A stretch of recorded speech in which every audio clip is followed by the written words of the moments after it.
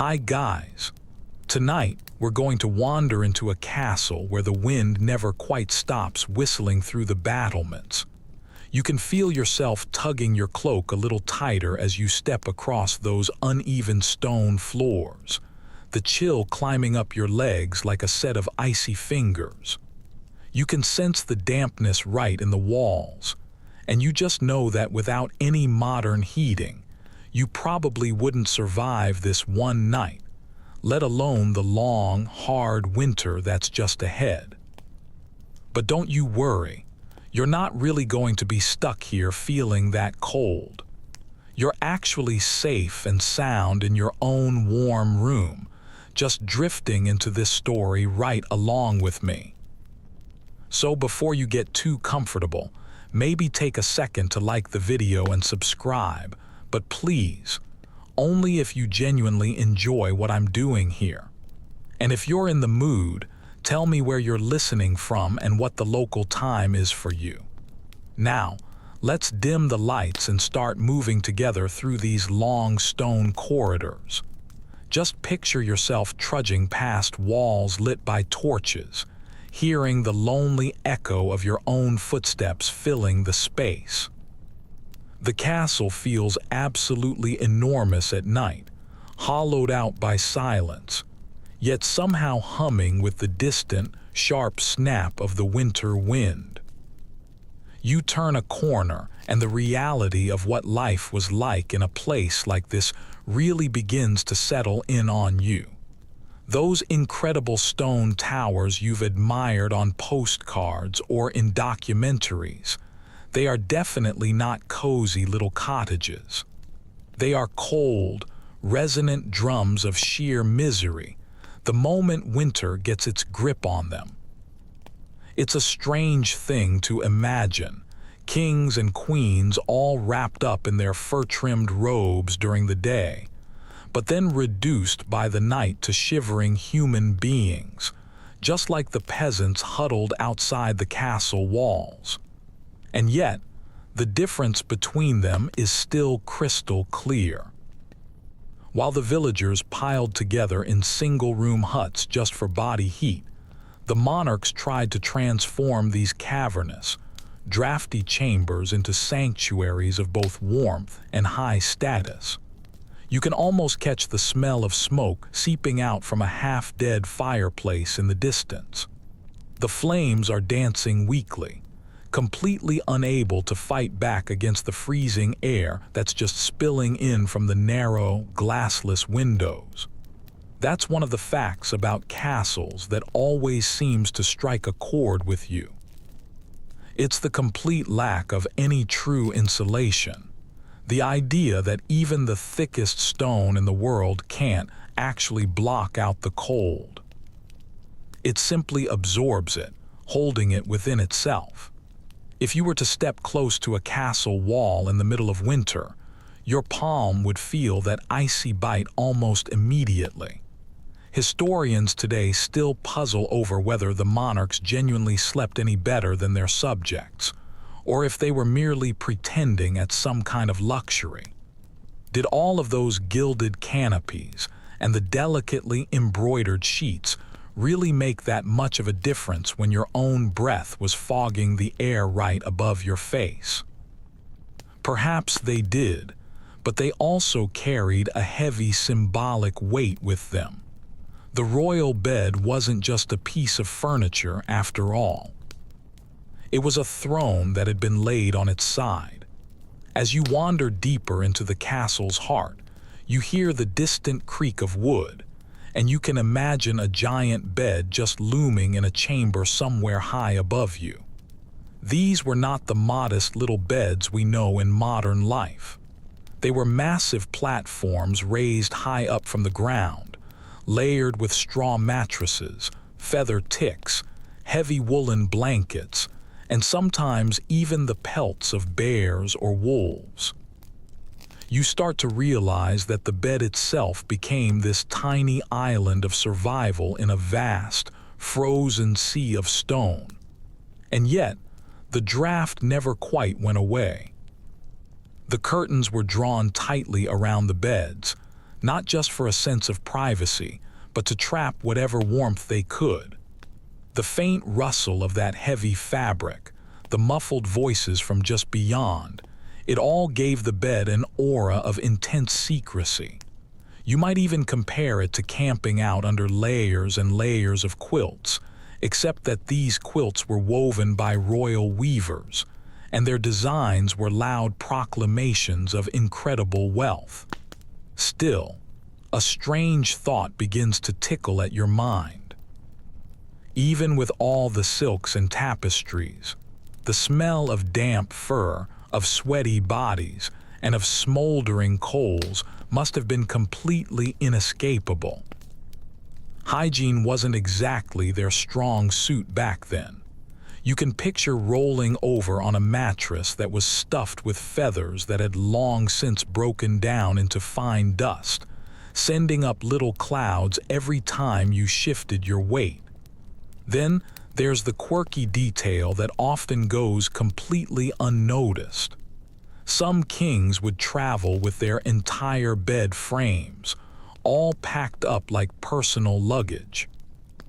Imagine the servants lugging these carved posts, the canopies, and the mattress rolls from one stronghold to another, all just to ensure their king never had to suffer an unfamiliar pallet.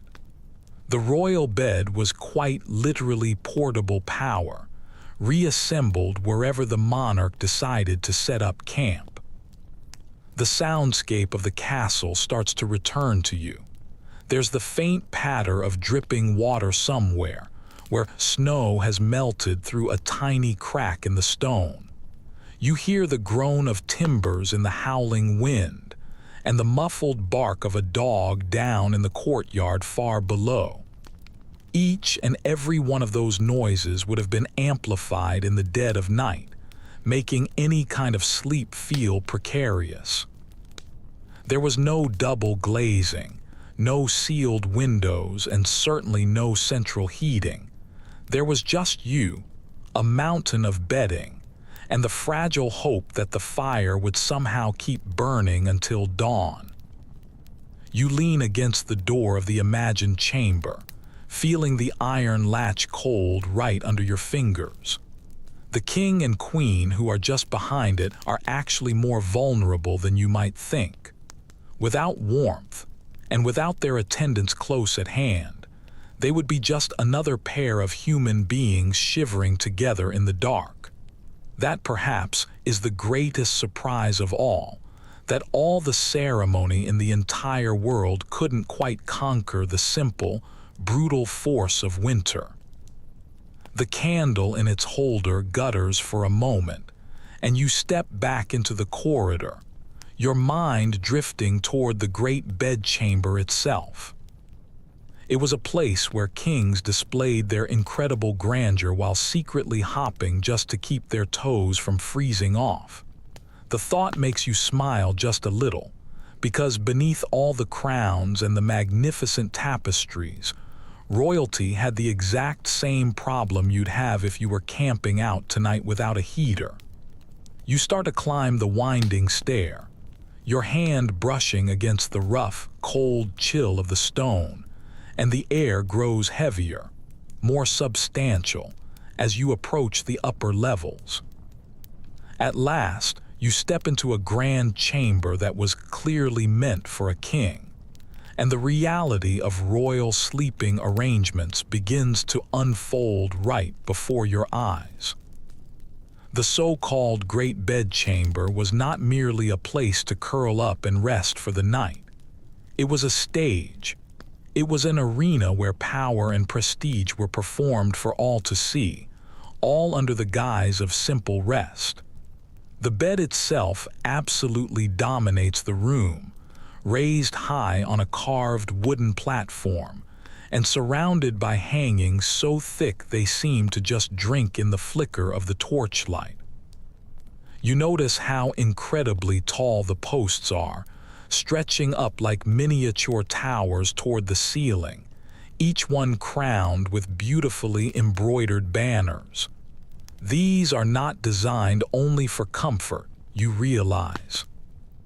They are designed to impress, to shout out to every visiting lord or foreign ambassador, "Behold the immense wealth of the monarch who sleeps here." And yet, a strange oddity strikes you. Most people never actually saw a king in his own bed. The chamber stood more as a symbol than as a functioning reality. It was often used for audiences or for semi-public ceremonies, where the ruler would receive a few select guests while reclining elegantly against bolsters.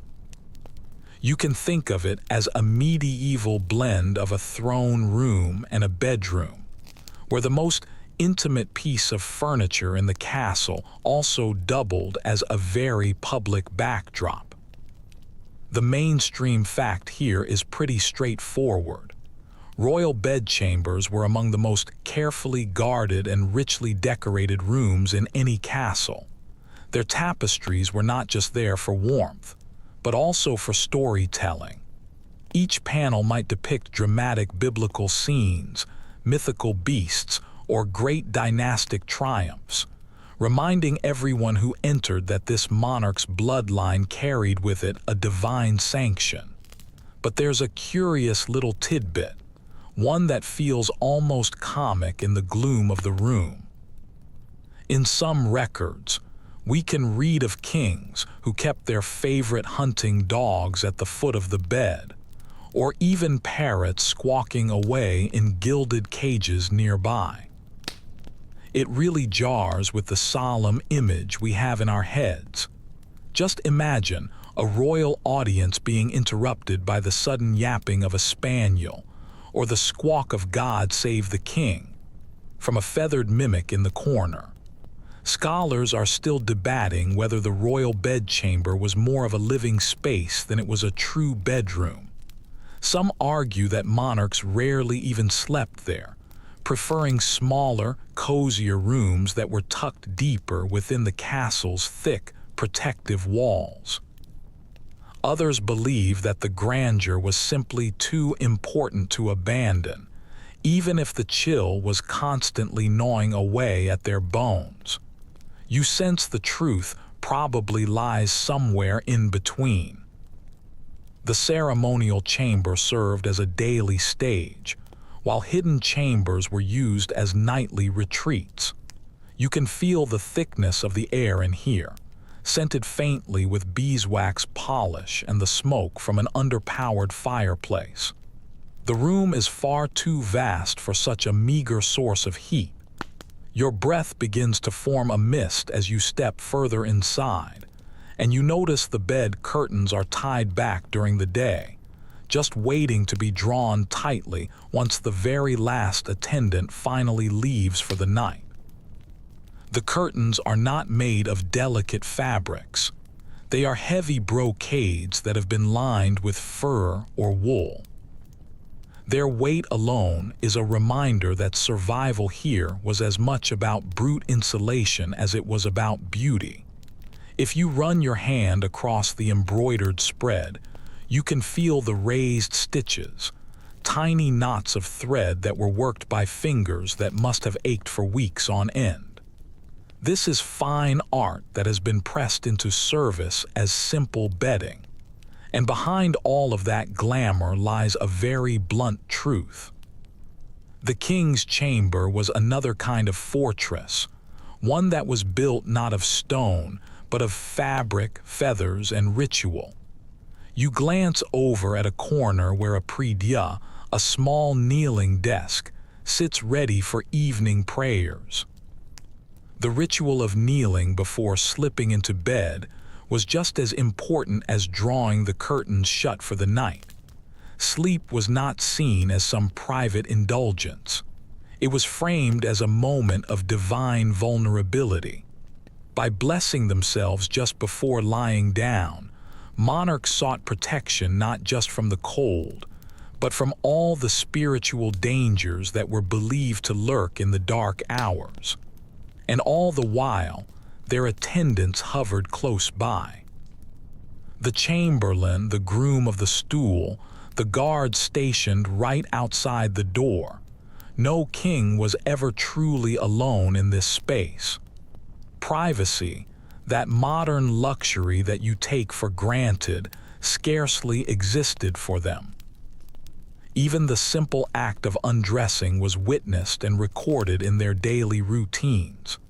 It's strange, isn't it, that in a chamber that was built to showcase immense power, the very intimacy of sleep became a kind of communal spectacle. You take one last look around the grand room. The velvet canopy seems to droop slightly in the dim light. The fire sputters low in the hearth, and the echo of your own steps tells you that this chamber was made for display, not for genuine coziness. Somewhere deep behind these walls, perhaps the monarch kept a much smaller chamber where warmth was actually possible. But this was the official stage, the grand declaration of royal rest, even if the reality was stiff limbs and half-frozen toes.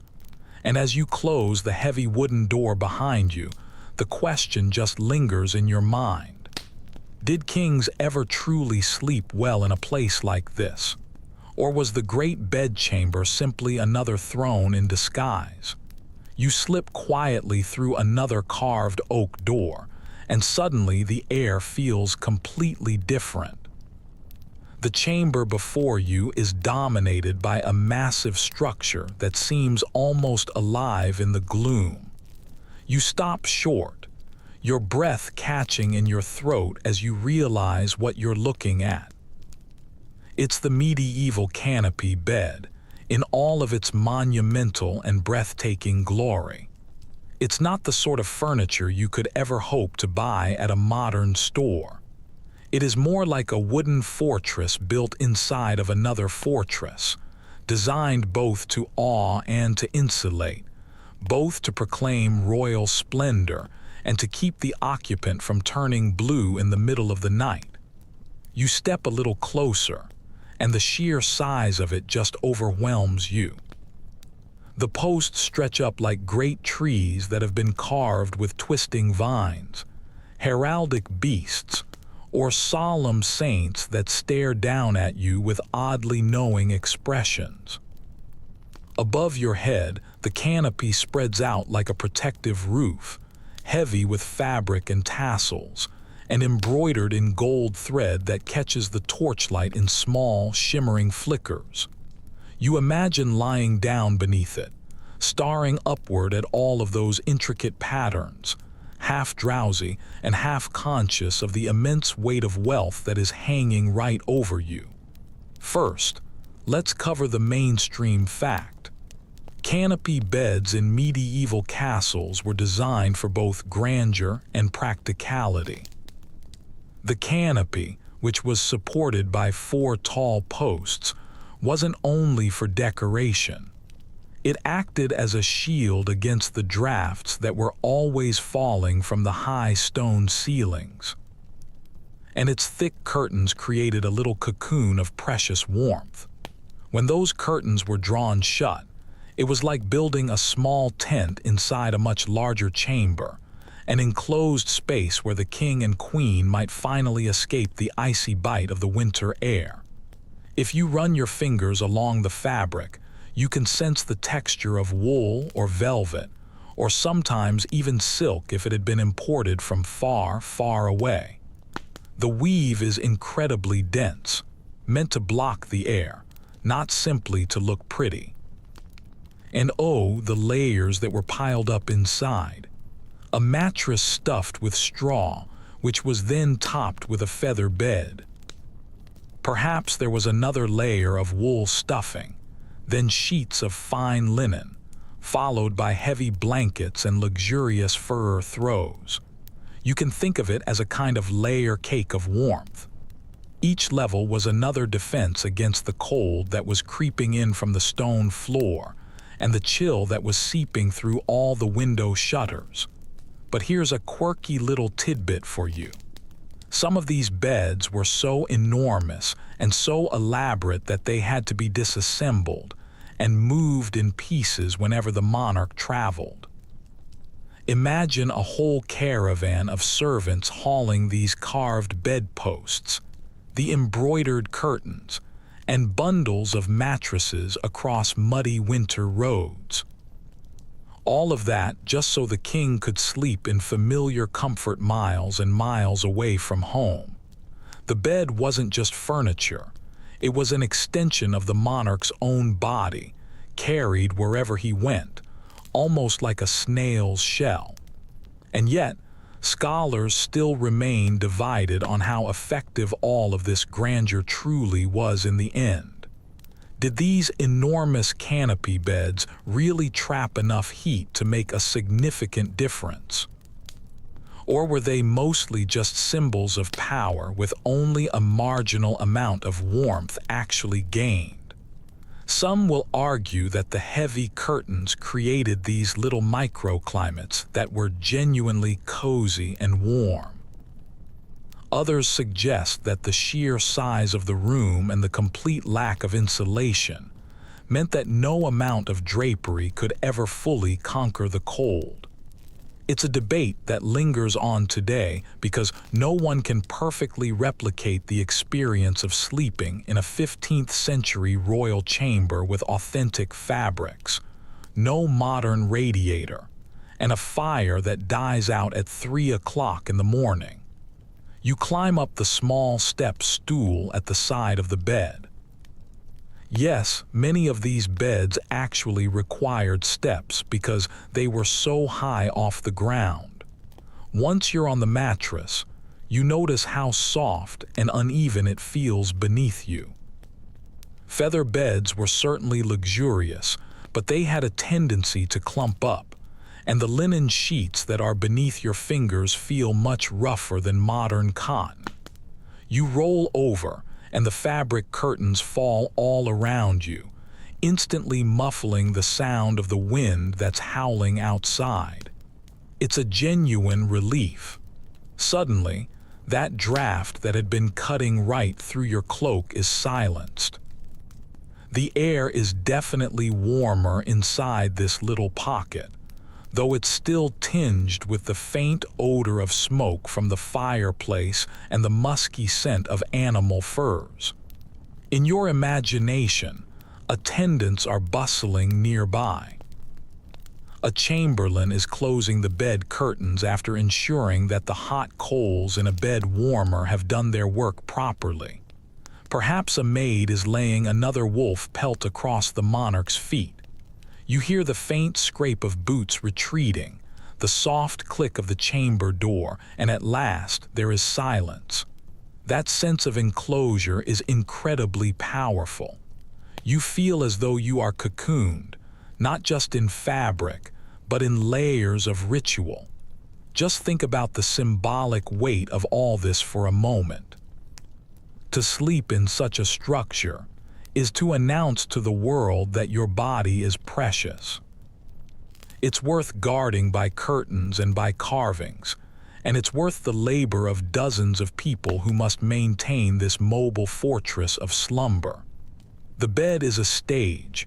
It's a throne that's lying on its side, but it is also a safe, warm cave against the vast, unending chill of the castle. The sensation of lying here, you realize, is one of pure contrast. Above you, the canopy looms heavy and ornate, a constant reminder of responsibility and of performance. All around you, the curtains trap the heat, making you feel like a small child who's huddled under blankets. Beneath you, the mattress creaks softly. It's a reminder that no matter how grand they are, beds are still places where bones press into padding, where spines can ache, and where restless dreams are sure to come. And you start to wonder what those dreams might have been like for them. Imagine drifting off to sleep with the sound of the wind howling just outside the stone walls, the occasional cry of a sentry on the battlements, or the bark of a distant dog. Maybe your sleep is uneasy, all tangled up with visions of battle, of politics, or of treachery. In the morning, courtiers will file in to greet you, And the very same bed you shivered in all night long will serve as the backdrop for diplomacy. One fact lingers in your mind as you think about it. Canopy beds were often so valuable that they were listed in royal inventories right alongside precious jewels and crowns. They were considered heirlooms, passed down through generations, dismantled and then re-erected in new castles. Some of them even survive in fragments in museums today, towering testaments to how seriously medieval people took the art of sleep, or at least the illusion of it. The flicker of the torchlight begins to dim, and you're left in the near darkness of the curtained space. The air grows close, your own breath warming it little by little. And you feel that strange combination of claustrophobia and deep comfort. Yes, you are shielded from the drafts, but you are also trapped within these embroidered walls. You imagine lying here for hours on end, just waiting for sleep to finally come, hearing every single creak, every murmur of the castle night. And as you picture it, you realize the canopy bed is more than just furniture. It is an entire ecosystem of medieval survival. It's part warmth, part theater, and part prison of velvet and wood. To crawl inside of it was to admit your own vulnerability. To display it was to declare your majesty. That duality clings to you as you pull the imagined curtains tight, shutting out the storm, and hopping to wake in the daylight rather than in the eternal darkness that medieval people so often feared. You shuffle a bit further down the corridor, listening to the soft, muffled echo of your boots against the flagstones. Another chamber door looms just ahead, and when you push it open, you realize immediately that this is no private sanctuary. The room is wide, with a low ceiling compared to the grand chamber you just left, and it's filled with more than just one bed. A hush of presence seems to linger here, as though voices once whispered late into the night. This was a shared sleeping space, and the arrangement of it startles your modern sense of privacy. The mainstream fact of the matter is quite simple. In the medieval world, royalty and nobility rarely ever slept alone in perfect seclusion. The great bedchamber might hold the king's massive, imposing bed, but within its orbit were smaller beds, pallets, or even truckle beds for the courtiers, attendants, or favored guests. Just imagine trying to drift off to sleep while someone else lies only a few feet away, breathing steadily, or maybe snoring like a trumpet. The idea of private bedrooms for every single individual is a modern one.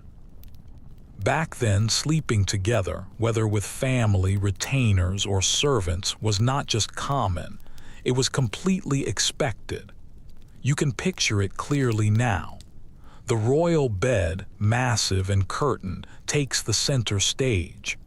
Then off to the sides, narrower beds are tucked neatly against the walls. These might hold favored knights, personal secretaries, or noble companions who needed to have immediate access to the monarch at dawn. Servants often unrolled their pallets right on the floor near the fireplace, grateful for whatever warmth they could possibly cling to. The chamber becomes a patchwork of slumber, a living quilt of bodies pressed together into one drafty room. And yet, here's a quirky detail that makes you smile.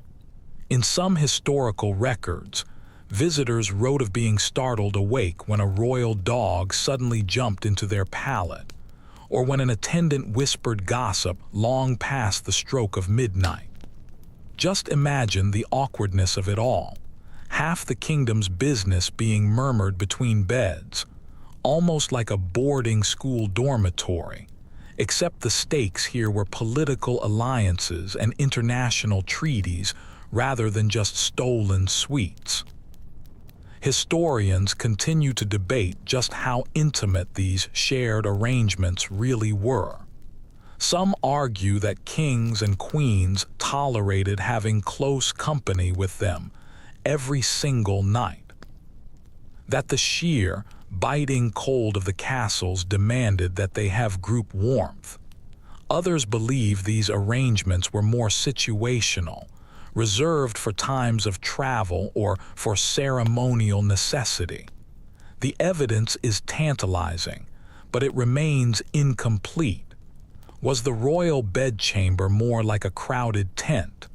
Or did monarchs sometimes retreat into smaller, hidden rooms when they truly needed some solitude? You run your hand across one of the small wooden bed frames, noticing its simplicity compared to the massive canopy bed you left earlier. The planks are rougher, the bedding is thinner, and the sense of prestige has been stripped away.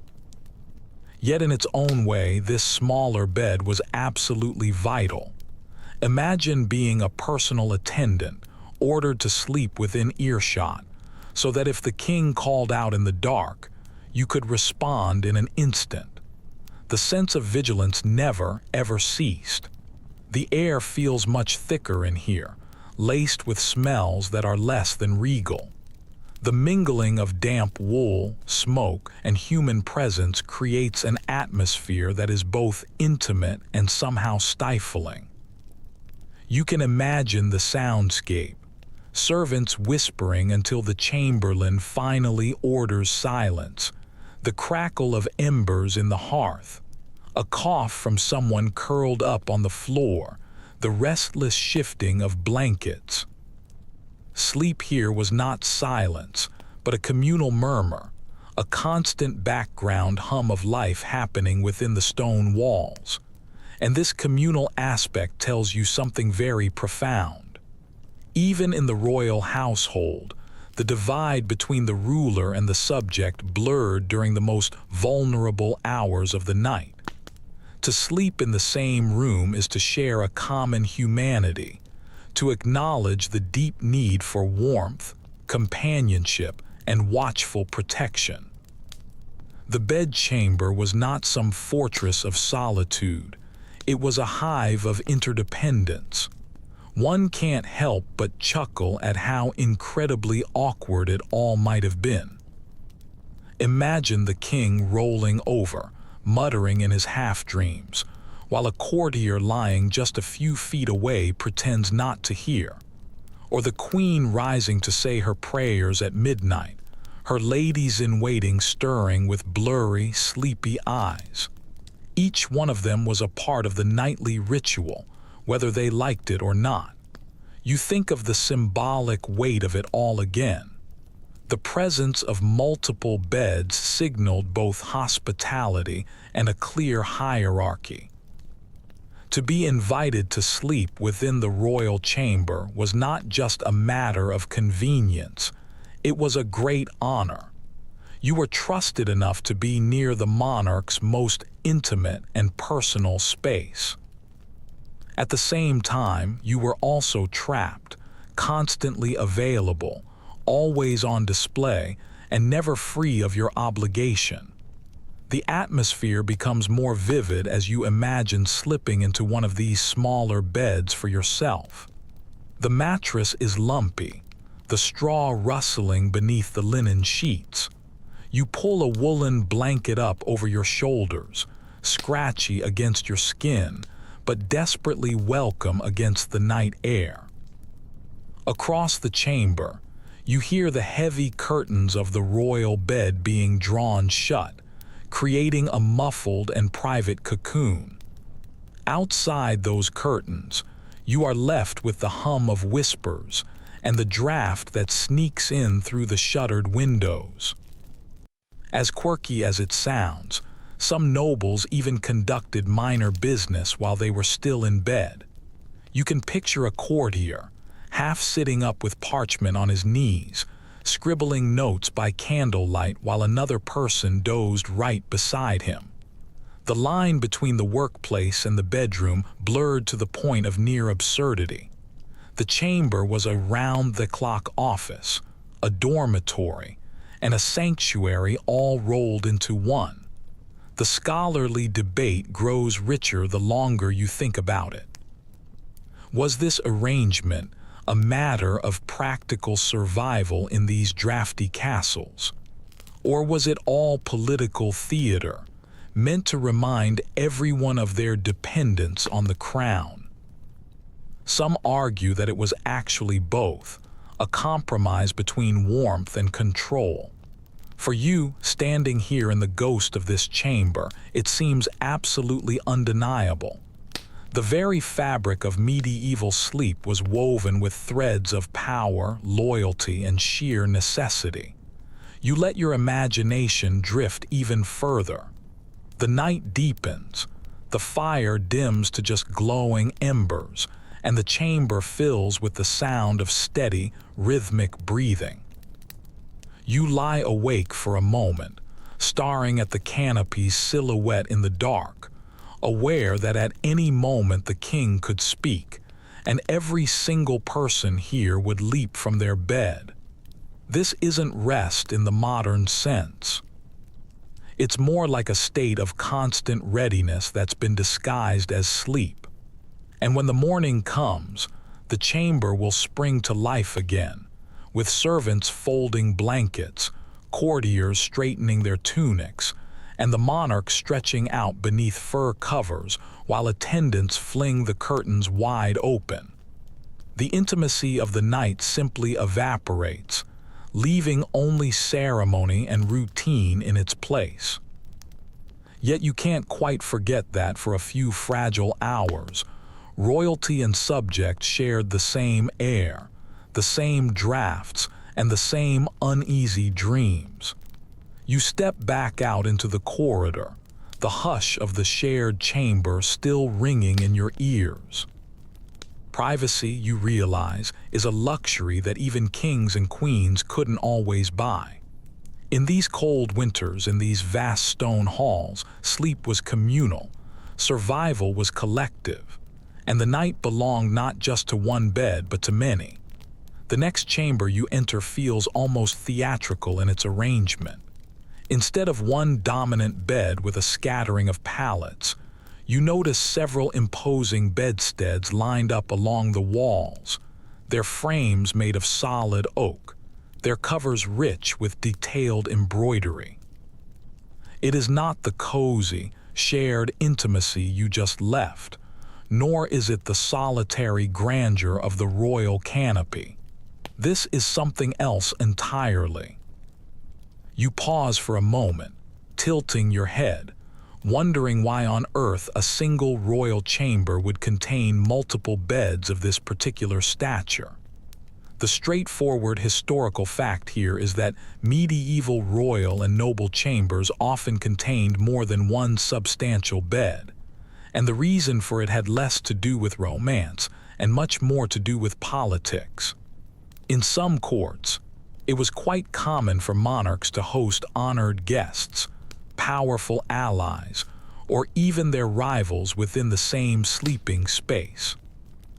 A secondary bed, richly made up, was there to demonstrate hospitality, trust, and a sort of choreographed intimacy between them. Imagine the message that it sent. You are important enough to sleep under my own roof, close enough to my person that I will let you share the very sanctity of my chamber. You wander past one of these secondary beds, and you can see that it is not some shabby thing that's been shoved into the corner. Its posts are intricately carved, its linens are carefully arranged, and its coverlet is heavy with shining gold thread. To be placed in this bed was no insult at all.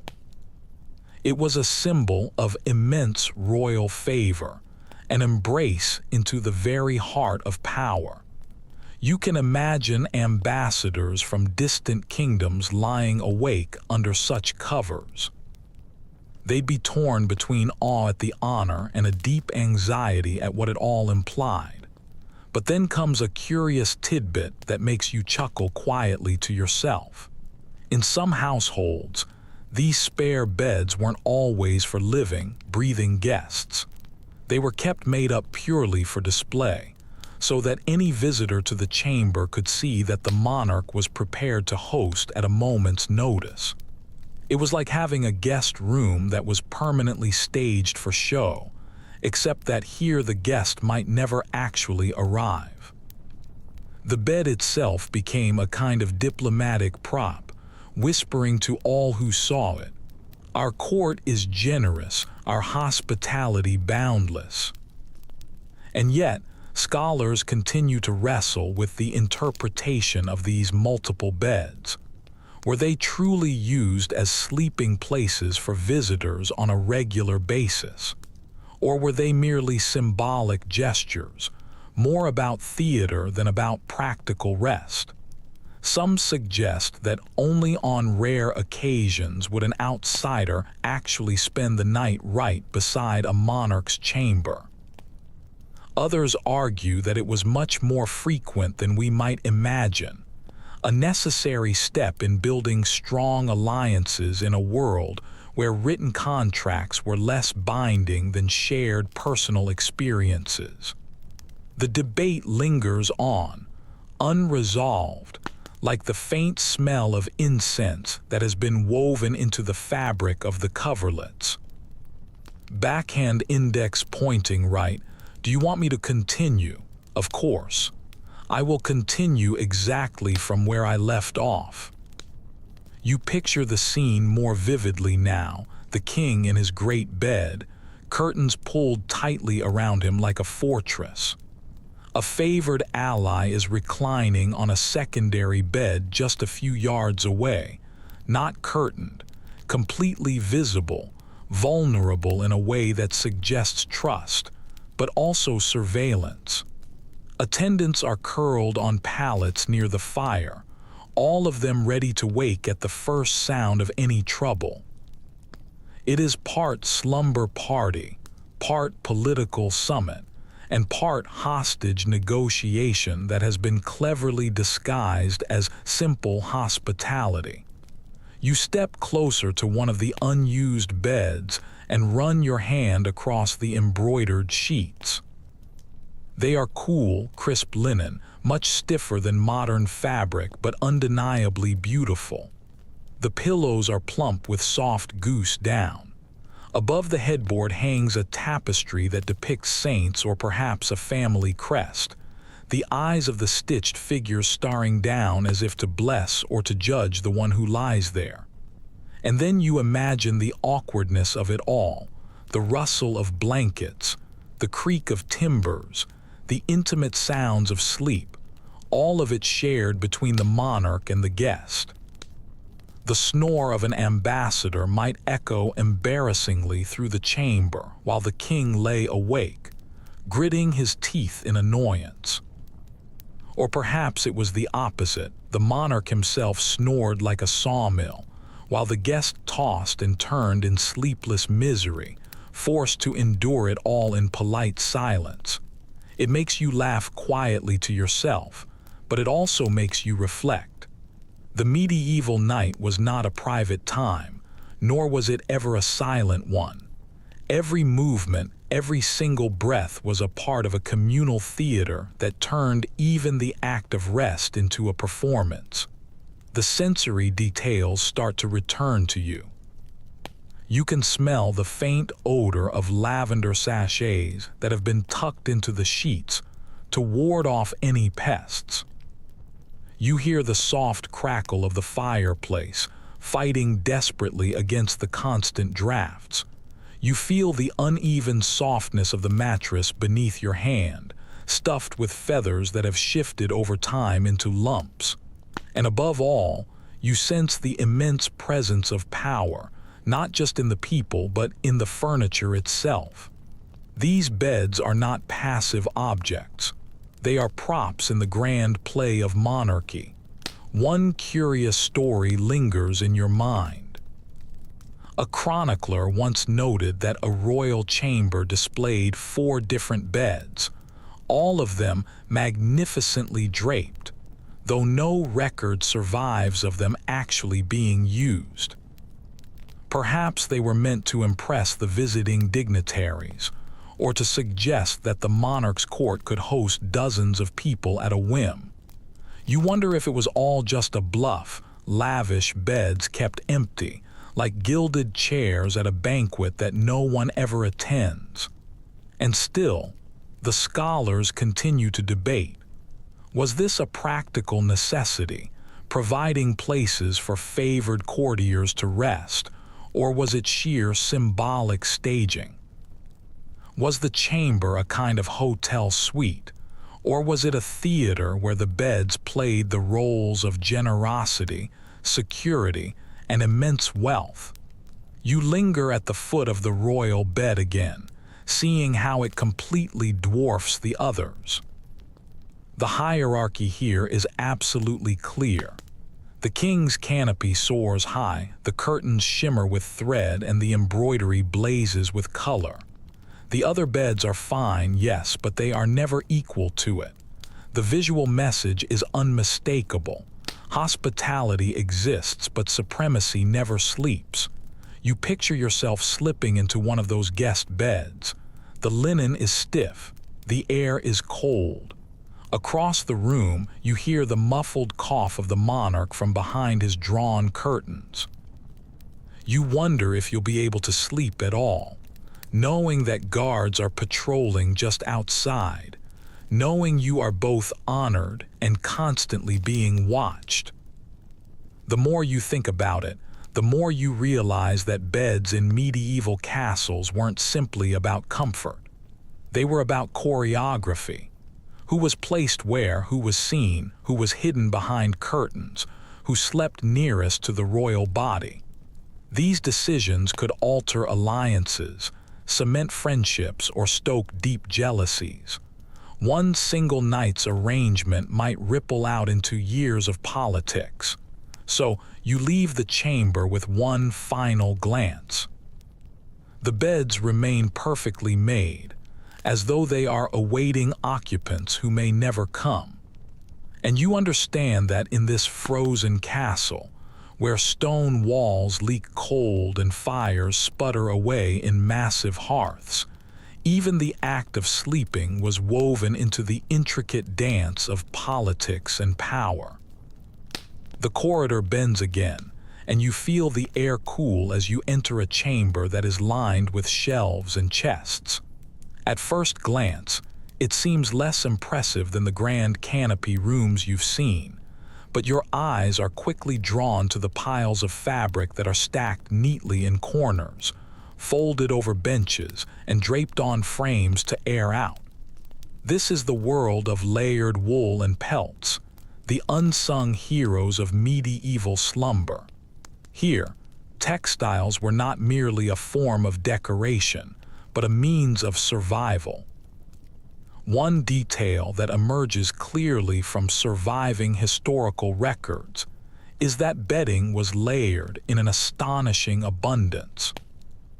Kings and queens did not rely on a single blanket to see them through the night.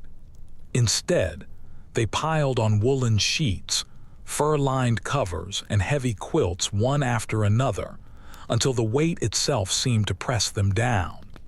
Each layer held in heat more effectively, each new piece of fabric acting as another barrier between royal flesh and the creeping chill that rolled off the stone walls. If you run your hand across one of these woolen blankets, you immediately notice its rough texture. It scratches a little, but the weave is dense, thick, and incredibly practical. The warmth it provides comes not from softness, but from sheer weight and insulation. Beneath that, imagine stretching out a fur coverlet, perhaps made of fox, wolf, or even ermine if you really wanted to show off your wealth. The smell of the pelts lingers faintly in the air, earthy, musky, a reminder that these were once living creatures that were now pressed into the service of comfort. Strangely enough, some accounts tell us that furs were sometimes borrowed from ceremonial cloaks and repurposed for use at night. Just imagine a queen slipping under her own coronation robe, not for pomp and circumstance, but for simple warmth. To our modern ears, that sounds almost absurd, but in a castle where drafts crept through the rooms like invisible serpents, extravagance often doubled as insulation. Researchers remain divided over just how effective these layers were in practice. Some argue that by the time you had stacked 4 or 5 heavy blankets and topped them with pelts, the warmth was more than sufficient, even stifling if a fire still smoldered away in the hearth. Others suggest that the sheer volume of cold air seeping through the shutters and down the chimneys meant that the heat dissipated almost immediately, leaving royalty swaddled, but never truly comfortable. The question persists, were these layers enough? Or were kings and queens still waking up with stiff, frozen fingers? You sit on the edge of one such bed in your mind, tugging the first wool blanket up to your chin.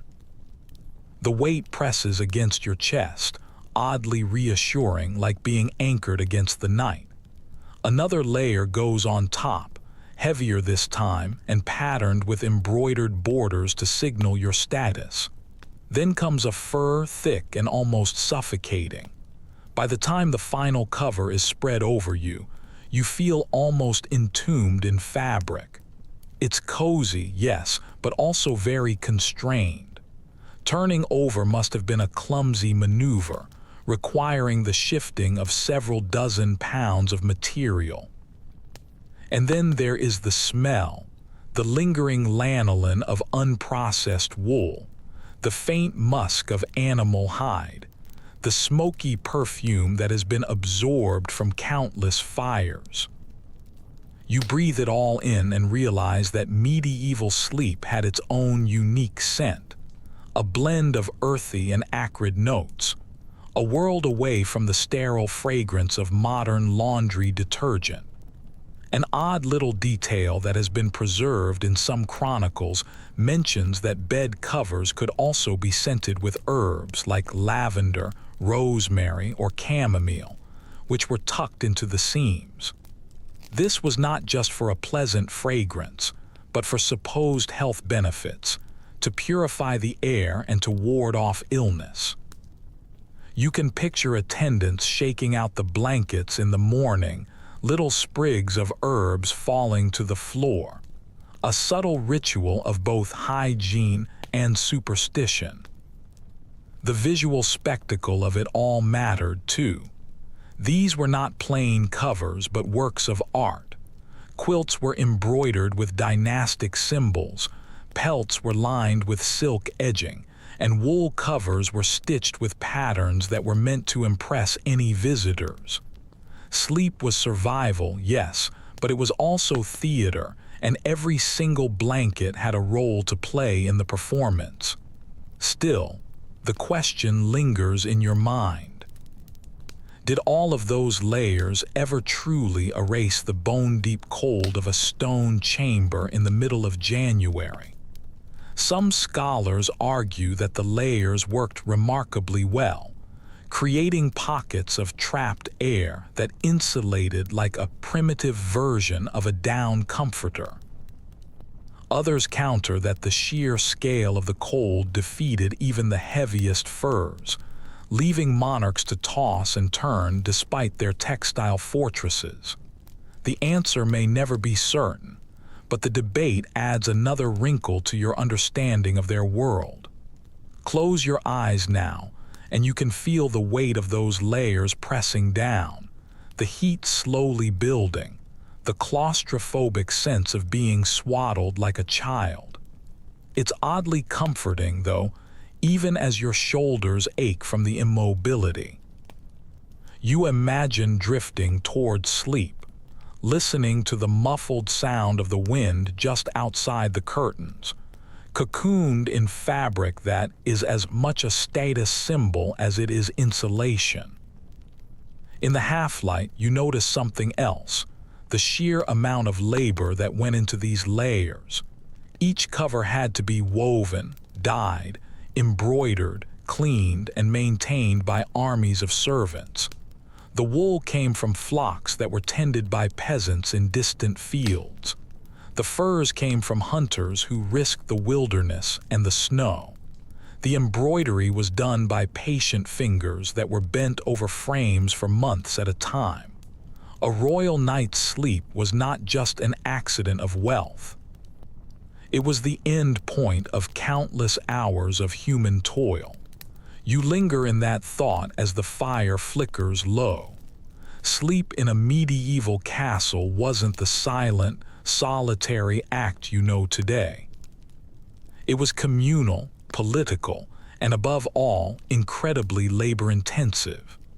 Each blanket on the bed represented power, trade, and the social order, all stitched into fabric. You wrap another imagined layer around yourself, the weight almost unbearable now, and you wonder, was it warmth they were really seeking? Or was it the reassurance that their authority stretched even into the realm of their dreams? The further you walk, the more the enormity of the stone presses itself upon your senses. You pause in a side passage where the torch guttering in your hand casts faint shadows across walls that seem to stretch forever upward. The air is sharp and damp, carrying the taste of minerals and moss. This is the part that the guidebooks rarely ever mention. Stone walls are not neutral backdrops. They are cold engines of discomfort. When winter comes, every single surface becomes an accomplice to the chill. We know from countless architectural surveys that castles were marvels of defense but complete disasters for warmth. The very thickness of the walls, sometimes over 10 feet, meant they stored the cold like vast ice boxes. If you were to step close to them, press your palm against the uneven surface, you would feel an almost metallic sting. There is no insulation, no barrier of wood or plasterboard, just raw stone soaking up the night frost and then exhaling it back into the chamber. As you imagine lying in bed against such a wall, you shiver involuntarily. The drafts were relentless. Gaps around the window shutters, cracks in the door frames, and the open design of the stairwells funneled air into every single chamber. Even the tapestries, heavy and richly woven, were more than just decoration. They were a form of primitive insulation, hung not merely to boast of one's lineage, but to muffle the constant hiss of air that was sneaking through every seam. One curious observation preserved in some household accounts is that nobles would rotate their hangings seasonally. In the summer, lighter fabrics were hung. In the winter, the heaviest wool or velvet was brought out to line the walls and even the ceilings. Just imagine servants climbing ladders to tack up enormous cloths overhead, turning a room into a padded box in the hope of softening the icy assault. It seems almost desperate, yet it shows how fully the architecture dictated the rhythms of their daily life. Scholars remain divided about the actual comfort levels inside these grand structures.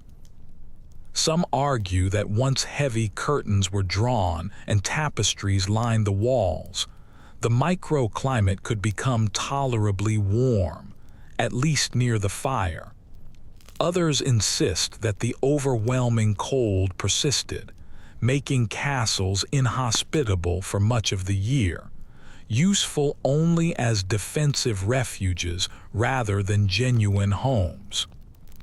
The truth, as usual, likely lay somewhere in between, with pockets of coziness carved out within an ocean of draught.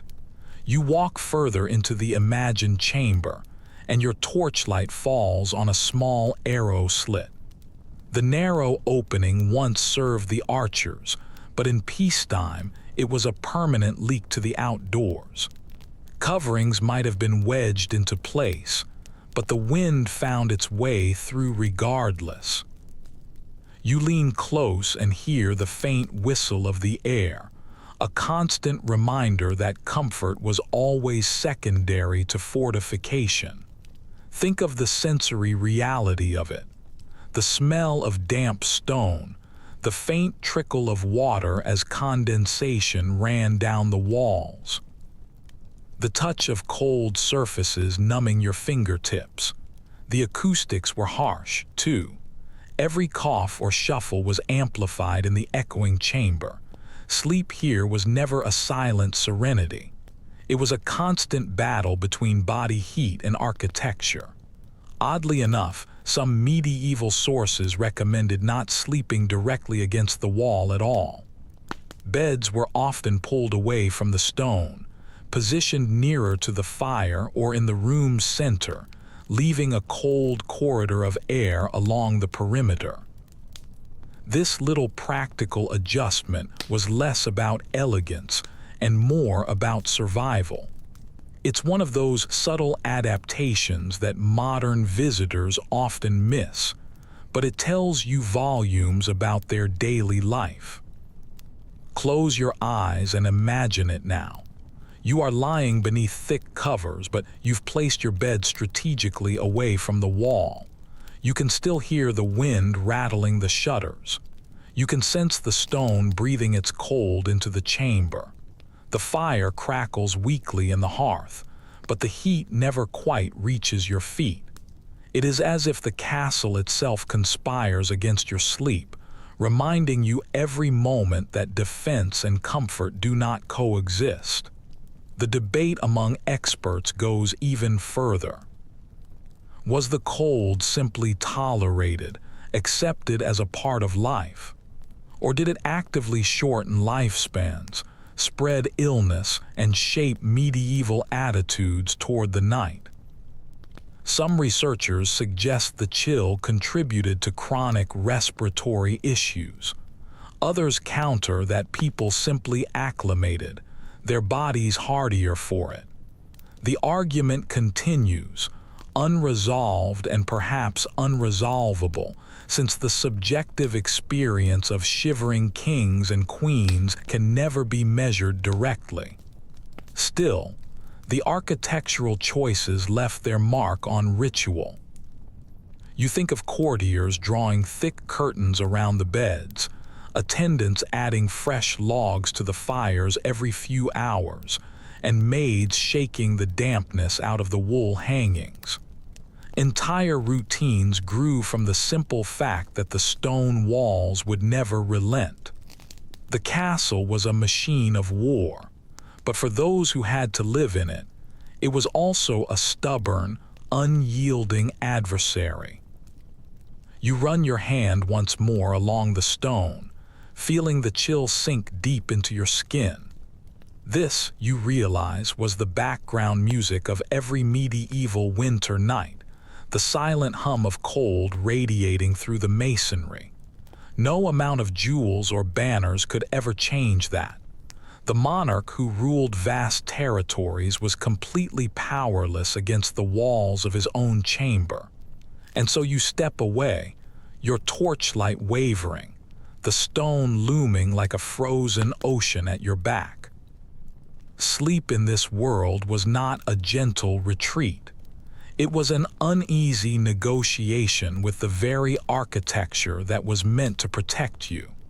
The corridor narrows, then widens into another hall. This one is marked immediately by the blackened stone of a hearth. You feel the shift in the air as your torchlight glimmers across the soot-stained walls. This is the heart of warmth in a medieval chamber, or at least it tried to be. Fireplaces and braziers were the monarch's first line of defense against the long, punishing nights of winter. One certainty we have from architectural remains is that fireplaces became standard features in high-status rooms by the late Middle Ages. Before that, heating relied on central hearths, open flames set into the floor of a hall, with their smoke escaping through crude vents or just drifting until it seeped out from the rafters. By the time the great castles reached their full splendor, royal chambers had wall-mounted fireplaces with chimneys that were designed to draw the smoke upward. They looked impressive, with carved mantels and decorative stonework, but the warmth they provided was often laughably insufficient. You step closer, and you notice how the flames dance, but they never truly roar. The fireplace is broad, but the draft from the chimney sucks much of the heat straight up and away. You hold your hands out and find that your palms warm up nicely, but if you take just one step back, the cold wraps around you again like a cloak. To sit by the fire was comfort. To lie in bed across the chamber was still a gamble. Oddly enough, some monarchs used portable braziers, metal bowls filled with glowing coals that could be moved closer to the bed. The idea was simple. If the fireplace couldn't heat the entire room, perhaps a smaller, portable furnace could. Just imagine the glow of the red embers hissing faintly as they burned, the faint crackle when a servant tossed in a fresh lump of charcoal. The smell was metallic, smoky, and sometimes acrid, a mixture of both heat and hazard. Because here lies the problem, the smoke. Fires and braziers made warmth possible, but they also filled the chambers with noxious fumes. Records from household accounts describe coughing fits, headaches, and watery eyes, all signs of carbon monoxide exposure, though no one at the time could name it. Survival was always a balance. Either you shiver in the cold or you risk suffocation in the dark. Specialists continue to disagree about how effectively these fires heated such immense rooms. Some argue that large hearths, kept stoked all night, could make the chamber almost comfortable, at least within the radius of a few yards. Others insist that the sheer scale of the stone halls ensured that most of the heat was wasted, vanishing upward through chimneys or dissipating into the icy masonry. The truth probably varied depending on the size of the chamber, the fuel supply, and the diligence of the attendants. Now, picture yourself trying to sleep near one of these fires. The air closest to the flames is warm, almost too warm on your face, but your back remains chilled. You roll over, tugging the covers tighter, trying to balance the uneven waves of heat. Every crackle from the logs is loud in the night's silence, with sparks occasionally leaping out and scattering. The light is comforting but also restless, flickering against the canopy curtains like ghostly dancers.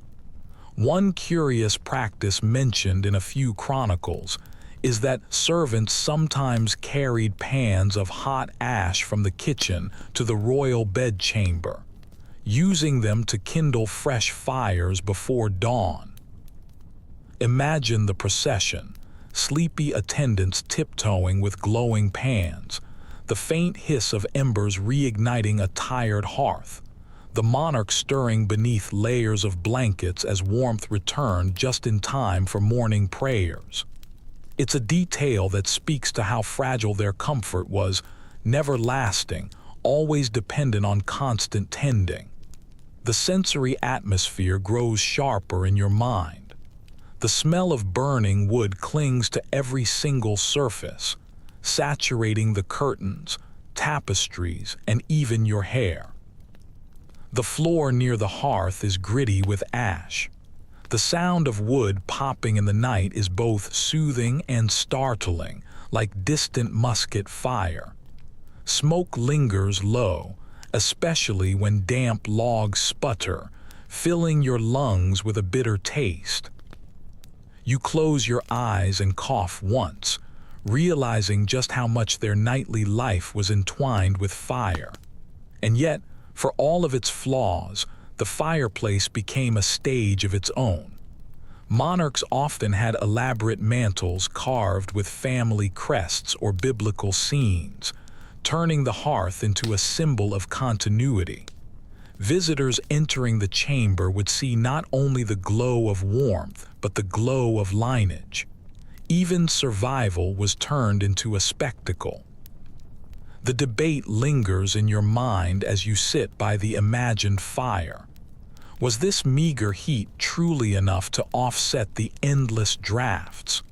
Or did kings and queens lie awake, one side of their body burning while the other froze, cursing the very walls that were built to protect them? Perhaps the truth is that sleep came not because of comfort, but because exhaustion eventually triumphed over discomfort. Think of the servants again, crouched nearby to keep the flames alive. Their night was restless, filled with the duty of feeding the fire. In their hands, the survival of the monarch's comfort rested. Without them, the fire would sputter out by midnight, leaving only cold ashes and bitter dreams. As the last log crumbles into embers, you sense the fragility of this entire system. Royal power could command armies, raise taxes, and dictate the law, but it could not command a fire to last forever. In the end, every night was a contest between flames and frost, one that rarely ended in a total victory. You lean back, the warmth fatting from your face, the cold pressing in again from behind. Sleep in this chamber was never a perfect retreat. It was an uneasy truce between stone, smoke, and flame, where even the richest monarch relied on flickering logs to survive until the dawn. The next chamber you step into is smaller, darker, and lined with wooden chests that smell faintly of iron and soot. A servant is kneeling by the bed, sliding something curious between the sheets. It's a long-handled pan, its metal gleaming, filled with glowing embers. You recognize it instantly as one of the oddest tools of medieval comfort, the bed warmer. Evidence from inventories and household accounts confirms that bed warmers were common in royal and noble residences by the later Middle Ages. They were simple contraptions, a shallow metal pan with a hinged lid, mounted on a long handle, and filled with hot coals or ashes. The servant would swing or slide the pan gently beneath the covers to take the icy edge off before the monarch climbed into bed. It was certainly not central heating, but in a castle where the stone radiated frost, it must have felt like a miracle. You lean closer and hear the faint hiss as sparks meet the fabric. The risk is immediate. The ember pan smolders dangerously near the wool and linen. It's a delicate dance, warmth without fire, heat without disaster. Many an anxious attendant must have feared scorching the royal sheets, or worse, actually igniting them. Yet necessity demanded the risk. One odd little anecdote preserved in some letters tells of a lady-in-waiting who forgot to latch the lid of the warmer, scattering glowing coals all across the chamber floor. The ensuing panic, the shouts, the stomping feet, and a frantic bucket of water shows just how precarious this nightly ritual could be. Just imagine trying to fall asleep in peace, knowing your bedding had been in intimate contact with fire only moments before. Academic opinion diverges on how effective these devices truly were. Some specialists argue that bed warmers offered only fleeting comfort, heating the sheets briefly before the cold returned with a vengeance. Others maintain that when they were used correctly, they created a pocket of warmth that lasted long enough for the sleeper's own body heat to take over.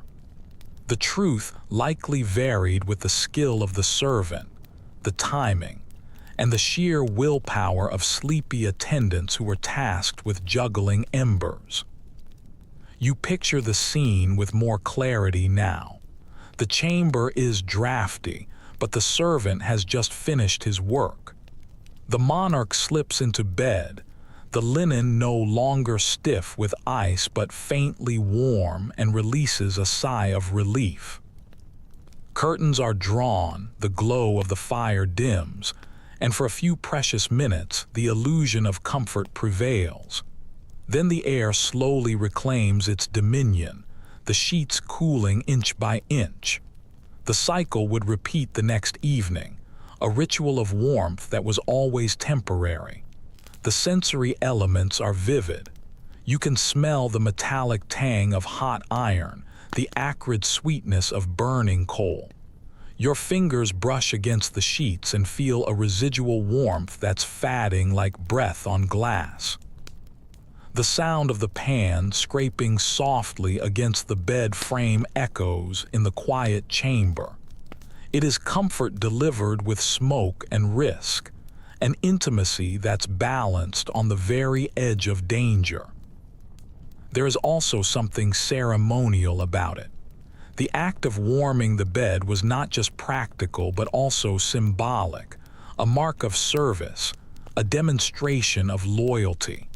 To slide glowing embers beneath the king's sheets was to declare that even in his most vulnerable moment, the act of sleep was shielded by devoted attendants.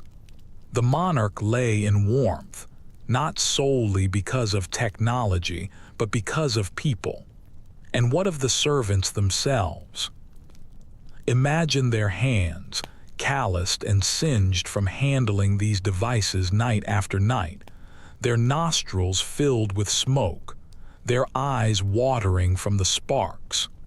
They were the invisible guarantors of comfort, sacrificing their own ease so that someone else might fall asleep more quickly. The human toll of medieval warmth is easy to forget, yet it was burned into every single ember. A quirky little variation existed as well. Some records mention hot stones wrapped in cloth or bricks heated in the hearth being slipped into beds to radiate a gentler, longer-lasting heat. Unlike the ember pans, these carried less risk of fire, but they also offered less intensity. The choice between a stone and coal was another nightly calculation, a balancing act between safety and immediate relief. As you pull the imagined covers up around your shoulders, you think about how fleeting this comfort must have been. The momentary glow would fade within minutes, leaving the sleeper once more dependent on thick blankets and their own body heat. The bed warmer was a gesture, not a solution, an opening act for a long night of shivering endurance. Still, the ritual mattered. It gave the impression that warmth could be commanded, that even the coldest castle could bend to human ingenuity. Perhaps it was less about the temperature and more about reassurance, the psychological balm of sliding into sheets that had been briefly kissed by fire. In a world where control was everything, even a temporary mastery over the cold carried immense meaning. You stand again by the door of the chamber, watching the last wisps of smoke curl from the metal pan as it cools. The monarch sleeps, cocooned in curtains, while servants clear away the dangerous tool. Tomorrow night it will all be repeated, the same dance of coals and linen, of risk and relief. And you realize, stepping back into the corridor, that medieval warmth was always fleeting. Fires died, furs chilled, and coals cooled. Nothing lasted.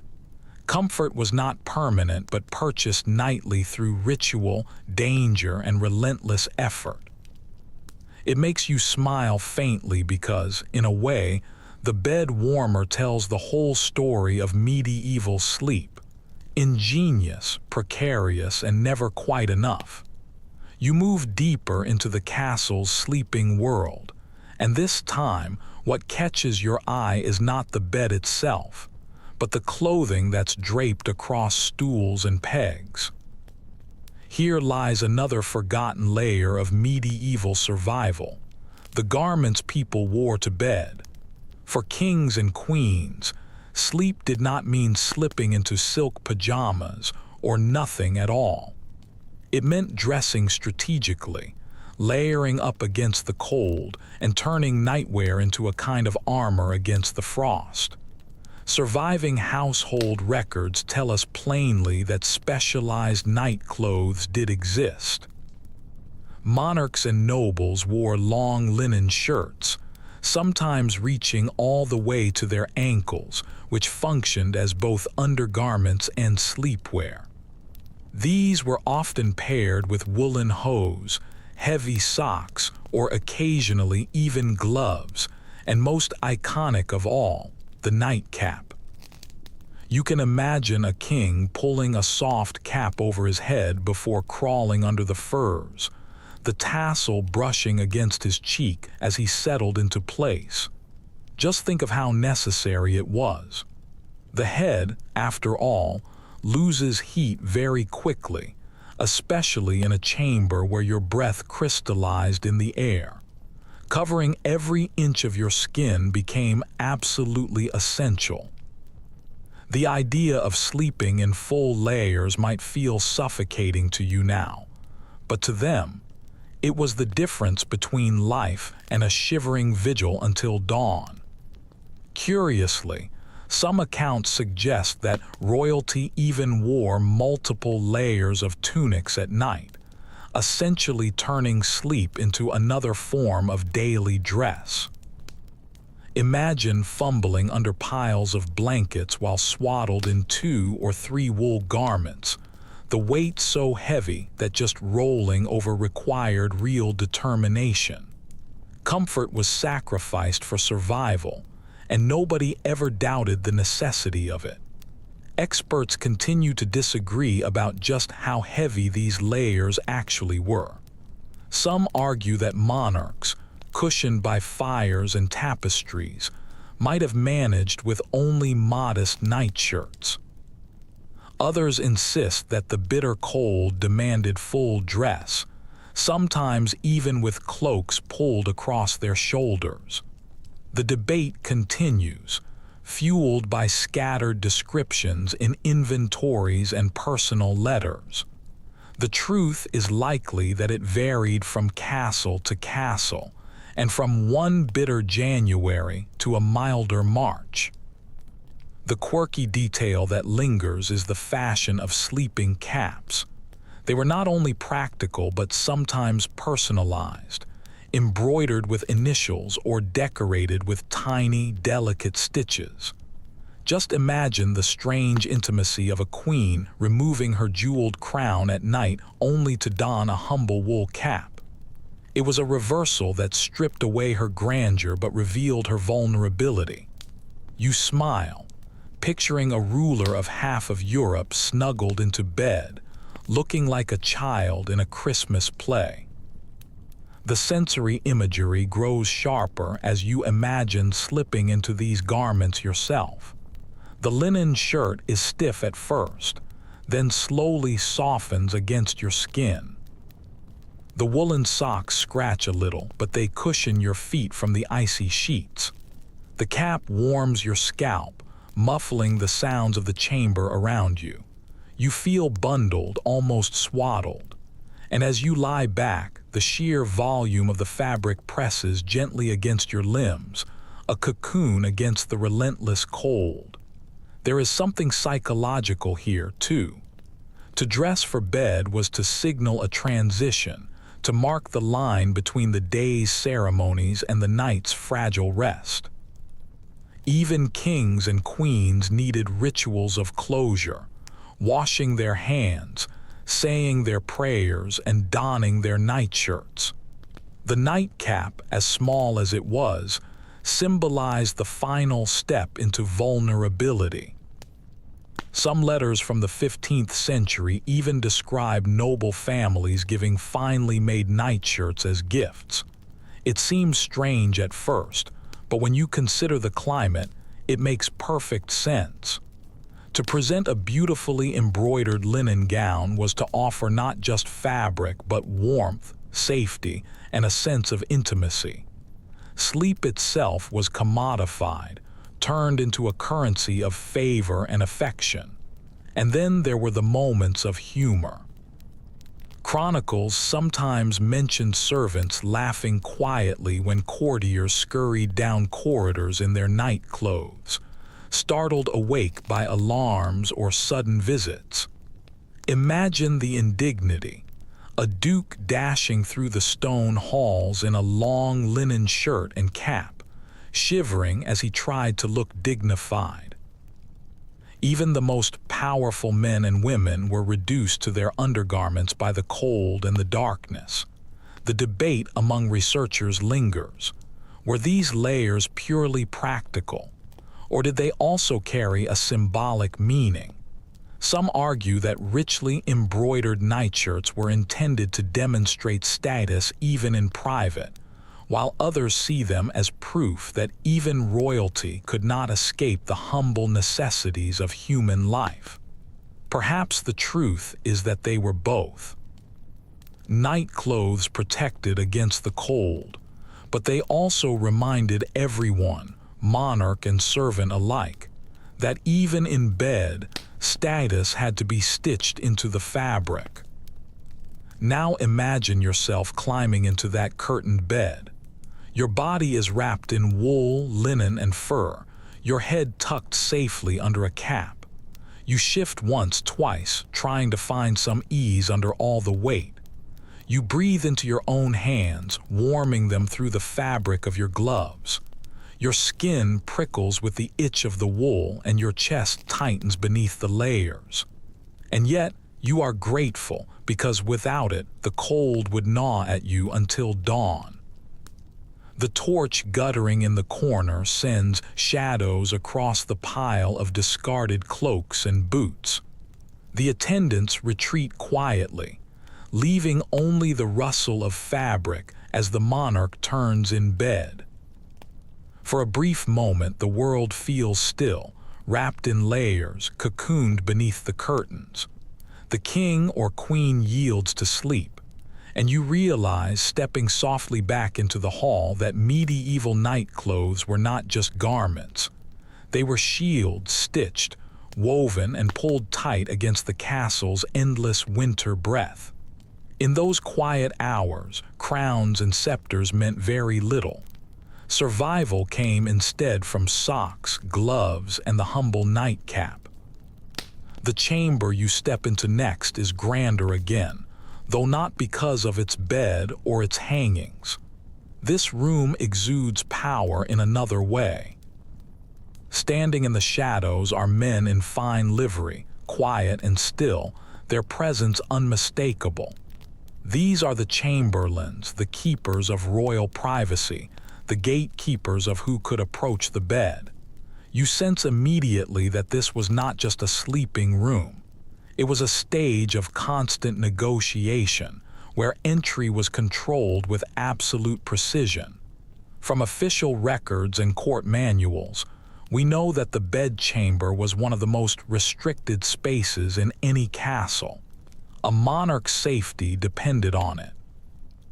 Only a handful of trusted attendants were ever allowed past the heavy door, and each had a very specific duty.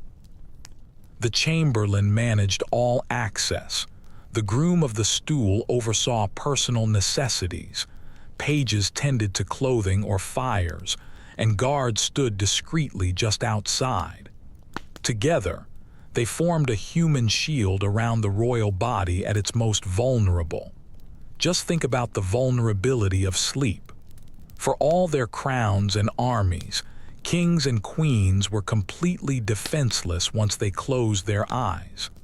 That made the bedchamber both the most intimate and the most political room in the entire palace. Who was permitted to cross its threshold was a question of trust, and trust was never given lightly. One curious fact appears in the household rosters. The chamberlain often kept literal keys to the room, a responsibility that carried with it immense weight. To hold those keys was to hold symbolic power, a reminder that privacy was not owned by the monarch alone, but was mediated through loyal servants. It is startling, isn't it, to realize that even the most powerful ruler in Europe relied on a handful of attendants to guard the sanctity of their rest. And then there are the more peculiar details. Letters from visiting ambassadors sometimes complain of being kept waiting for hours outside the royal chamber, only to be admitted for a few minutes while the monarch lounged in bed. It wasn't inefficiency, it was deliberate choreography. By restricting access, the chamberlains heightened the aura of majesty, ensuring that glimpses of the royal body, even swaddled under blankets, felt like a true privilege. Researchers continue to argue about just how much privacy monarchs truly had. Some suggest that kings and queens managed to have secret retreats, smaller side rooms where they could slip away and sleep without any witnesses. Others believe that nearly all royal slumber was supervised in some form, with attendants always nearby, ready to act. The lack of surviving evidence keeps the debate alive, leaving you to imagine the spectrum, from solitude stolen in hidden chambers to lives lived permanently on display. Close your eyes and picture the nightly routine. Before sleep, the monarch is undressed by attendants, layer after layer of clothing carefully removed, folded, and stored. The chamberlain ensures the bed is prepared, the covers turned down, and the bed warmer applied. Once the monarch climbs beneath the curtains, attendants extinguish the candles, mutter their prayers, and retreat to their pallets by the door. The chamber falls silent, but never entirely.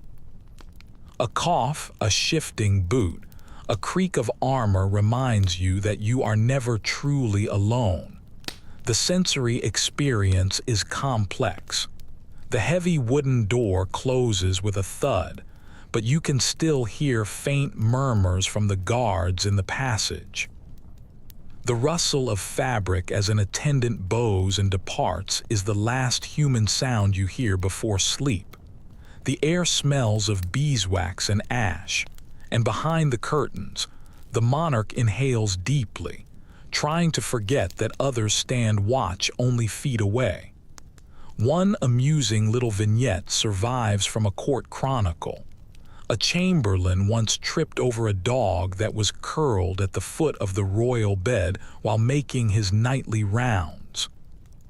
The king, half asleep, reportedly scolded him with such humor that the story spread throughout the household. Even in a space that was charged with solemnity, accidents and laughter crept in. The presence of the attendants meant that no moment was entirely private, not even a stumble in the dark.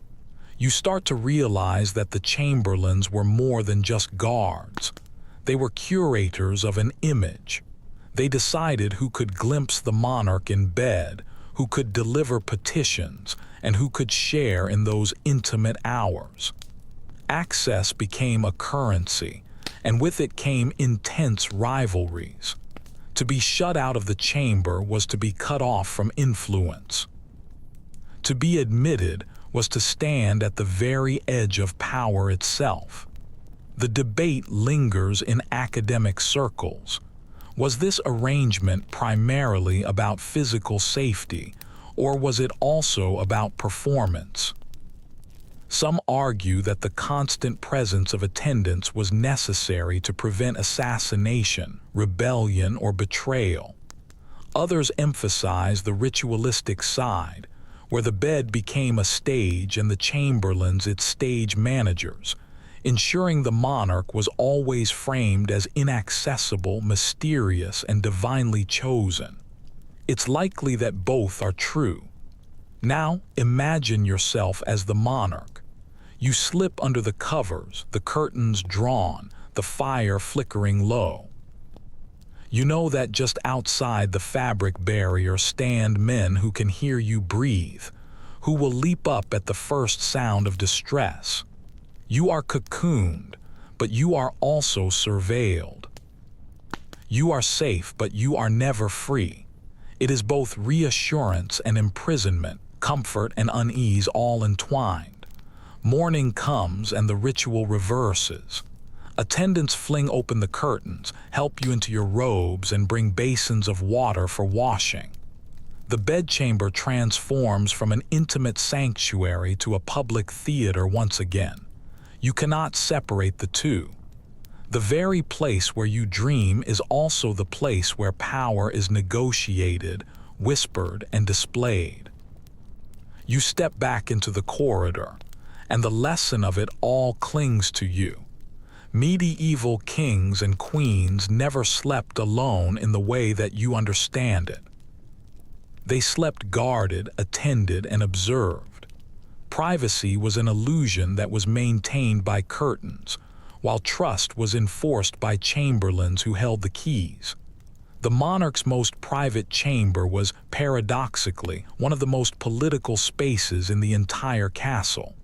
You walk softly into the next royal chamber, and at first glance it looks familiar. A massive bed curtained in velvet, the fire hissing low in the hearth, the walls lined with tapestries. But something in the atmosphere is different. The air feels heavier, more charged. Here, the bed was not simply a place of rest. It was a stage for intimacy, secrecy, and politics all rolled into one. Contemporary chronicles make it clear that the royal bed often doubled as a meeting space. Councils were sometimes held in these chambers, with advisors gathered close while the monarch reclined against embroidered pillows. To discuss treaties while half covered in blankets might seem odd to you now, but for medieval rulers, it made perfect sense. The bedchamber was both the most private and the most secure room in the castle, guarded by only the most trusted attendants. If delicate matters needed to be whispered, alliances negotiated, treachery uncovered, or favors granted, the royal bed was as good a table as any. Imagine the scene. The king is propped up beneath a grand canopy, with courtiers perched on stools or even leaning on the edge of the mattress. Their voices are low and tense as they debate strategy. The crackle of the fire mixes with the murmur of secrets, and every single word carries weight. What begins as a bedroom moment becomes a council chamber, the intimacy of the setting only amplifying the stakes. One well-documented example comes from the French court, where ambassadors were sometimes admitted directly to the royal bedchamber for their audiences. They described the experience as both flattering and deeply unnerving. To be so close to the king while he reclined in his bed was a great honor, but it also blurred the boundaries. Was this informal access, or was it a piece of theater that was meant to disarm visitors? The ambiguity was a part of the power. Then there are the stranger details. Letters from ladies-in-waiting describe how beds occasionally hosted entire conversations late into the night, with courtiers sprawled around like gossiping students.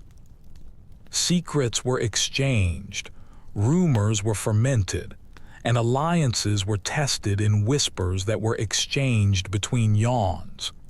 You can almost hear the chuckles that were stifled behind the bed curtains, the hurried hush when an attendant entered, the sudden shift back to solemnity.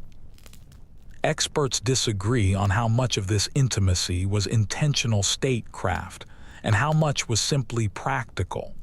Some argue that monarchs deliberately used their beds as stages to blur the lines, projecting an image of approachability while still asserting their authority. Others suggest it was the natural result of cramped living spaces, where privacy was scarce, and the warmest chamber naturally became the meeting point. Either way, the symbolism endured. To be admitted to the royal bed was to stand in the inner circle. Now imagine yourself in that circle. You sit on a small stool, the fire flickering against your face, while the queen leans back against cushions that are embroidered with golden lilies. Her hair is unbound, her hands are folded in her lap, yet her voice is calm and commanding. She asks your opinion on a matter of war or marriage, and suddenly you realize that in this quiet, dimly lit chamber, decisions are being made that will ripple across entire kingdoms. The intimacy makes the gravity of it all even more intense. And then comes the oddest image of all, a royal bed, not as a private retreat, but as a platform for ritualized diplomacy. Sometimes visitors were invited to witness the monarch rising in the morning or being tucked in at night, ceremonies that blended intimacy with spectacle. Just imagine filing into a chamber to watch your ruler drink spiced wine before bed or recite prayers while attendants arrange the pillows. It seems absurdly personal, yet it was a calculated act of power. By sharing these private rituals, monarchs bound their courtiers more tightly to them, reminding them of their dependence. One quirky story tells of a visiting ambassador who was utterly bewildered when he was invited to speak with a king who was already half asleep under his covers. The man reportedly stammered out his message, unsure whether to bow, kneel, or simply sit at the bedside. It's almost comical, but it highlights the strange collision of vulnerability and authority in these moments. The sensory world of such a chamber is intense. The bed curtains trap the smell of wool and perfume. The fire sputters with occasional sparks. The air feels heavy with both warmth and tension. You can hear whispers layered over the creak of floorboards, the rustle of fabric as courtiers shift uncomfortably on their stools. The monarch's voice, muffled by pillows, carries across the hush. Every detail reinforces the sense that the bed itself is a throne in disguise. Historians continue to debate whether this blending of sleep and politics weakened or strengthened royal authority. Some see it as a dilution, making monarchs appear too human, too vulnerable.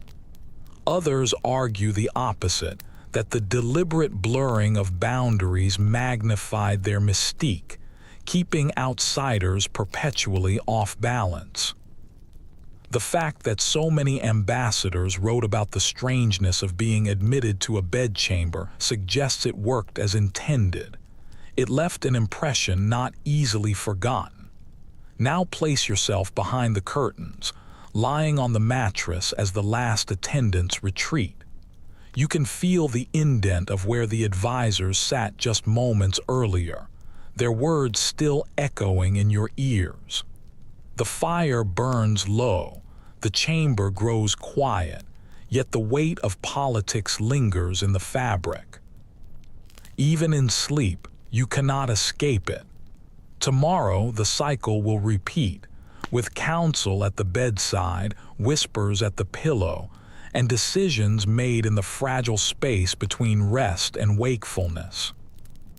You step back into the corridor, the sound of voices fading from your memory, and you realize something profound. In the medieval world, there was no true boundary between the political and the personal, the ceremonial and the private. Even the bed, that most intimate of refuges, was a stage where power played itself out. The corridor you follow now twists downward, toward a wing of the castle that feels less ceremonial and more practical. The walls here are plainer, the ceilings are lower, and the air is sharper. You enter a chamber that is filled not with velvet curtains, but with travel trunks, folded tents, and rolled-up bedding. This is the world of the royal traveling bed, the companion that followed kings and queens wherever their duties or their whims carried them. From surviving household accounts, we know that monarchs rarely stayed in one castle for very long. The courts were mobile, drifting between palaces, fortresses, and hunting lodges. And when war or pilgrimage demanded it, the king or queen ventured into tents that were pitched in hostile fields or icy forests. Yet even in those circumstances, they did not surrender the comforts of their ritual sleep. Beds were dismantled, packed onto carts, and reassembled like puzzle pieces wherever the royal body required rest. Just think about what that meant. Servants lugging heavy oak posts through the mud, dragging mattresses wrapped in oilcloth to protect them against the rain, and carrying embroidered curtains through mountain passes. It was an enormous effort, yet one that was deemed essential. The royal bed was not just furniture, it was a portable symbol of majesty, an anchor of continuity, even in the most uncertain of places. One detail recorded in English royal inventories is particularly striking. Henry VIII traveled with an entire dismantled bed of state, carved, painted, and complete with its canopy. Imagine the absurd sight of a gilded bed frame emerging from a wagon in the middle of a battlefield camp, while soldiers huddled nearby on straw pallets. The bed announced that the king remained the king, even when he was surrounded by mud and fear. And here's a strange, almost comic note.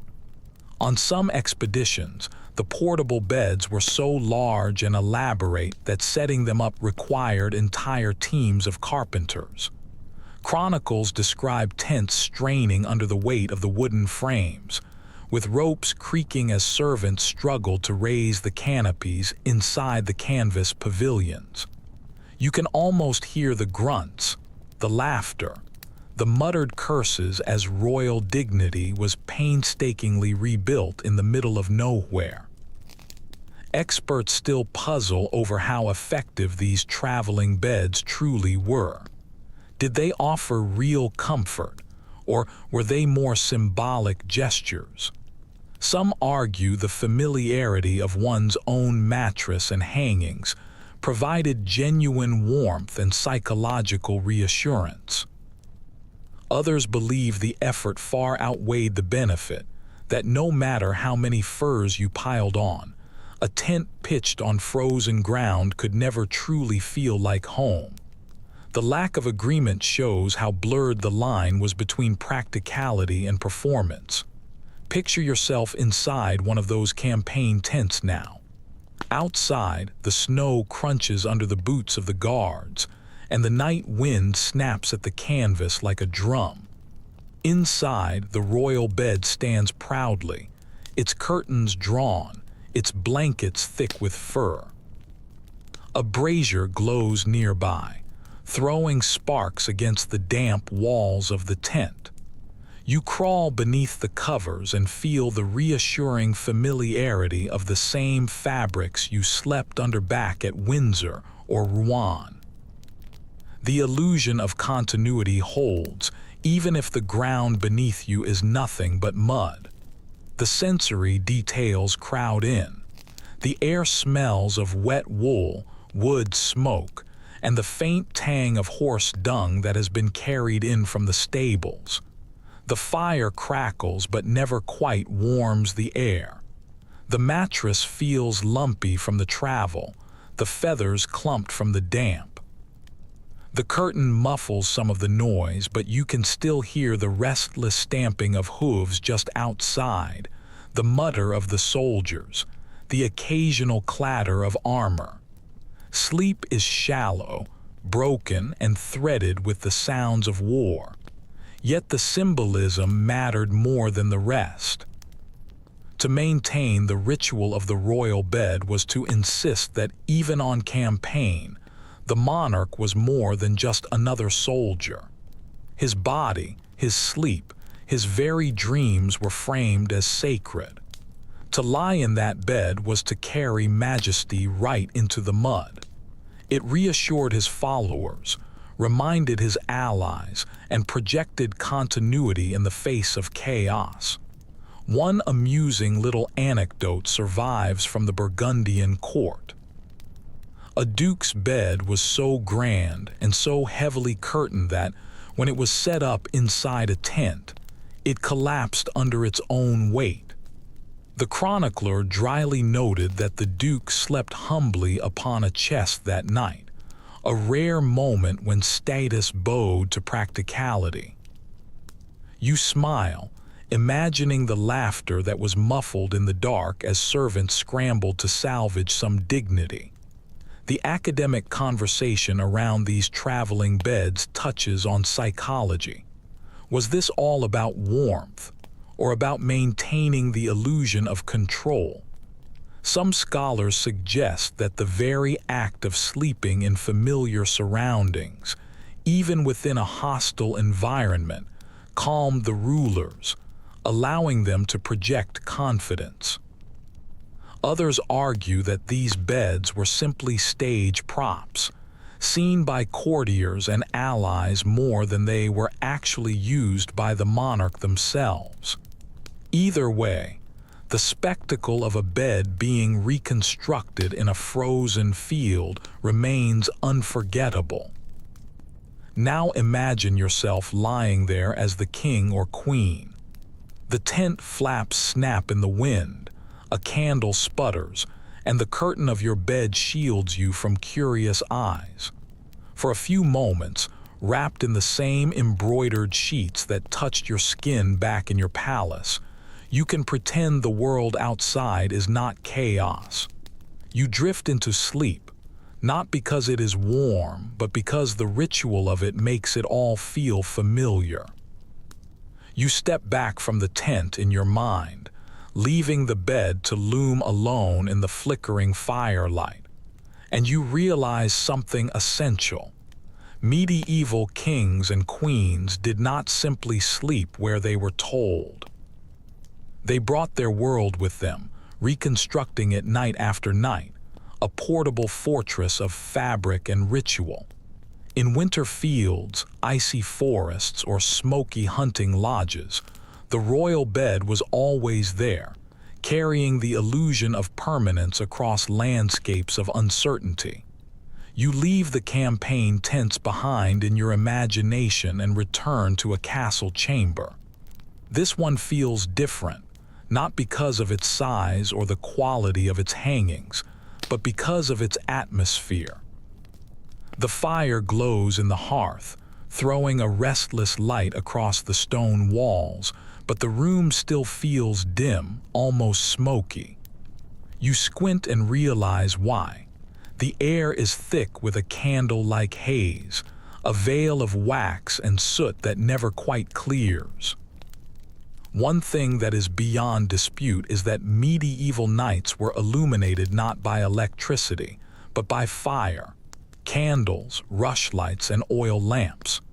In royal chambers, beeswax candles were favored, being cleaner and more expensive than the tallow versions that peasants used. Their pale, golden flames flickered with a steadier glow, casting long shadows across the tapestries and canopies. The smell was sweet, almost honeyed, yet underneath it always lingered the tang of smoke. Even beeswax could not erase the reality of combustion inside of these stone rooms.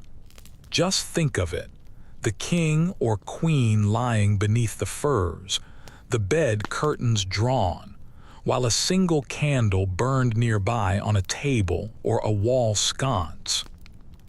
The flame quivered every time a draft slipped through the shutters, the light bending like a dancer across the chamber. Sleep came in a flickering world of half-light, never quite secure, never quite still. Curiously, accounts from visitors often mention the smokiness of these chambers. The fireplaces did not always draw properly, especially in windy weather. A gust from the wrong direction could send smoke billowing back into the room, blackening the ceilings, staining the curtains, and stinging the eyes. You cough in your imagination now, the acrid taste catching in your throat, the soft rustle of sheets muffling the sound. One odd note from a 15th century inventory describes candles being snuffed out by servants after the monarch was in bed, only for one to be relit at intervals to check on the room.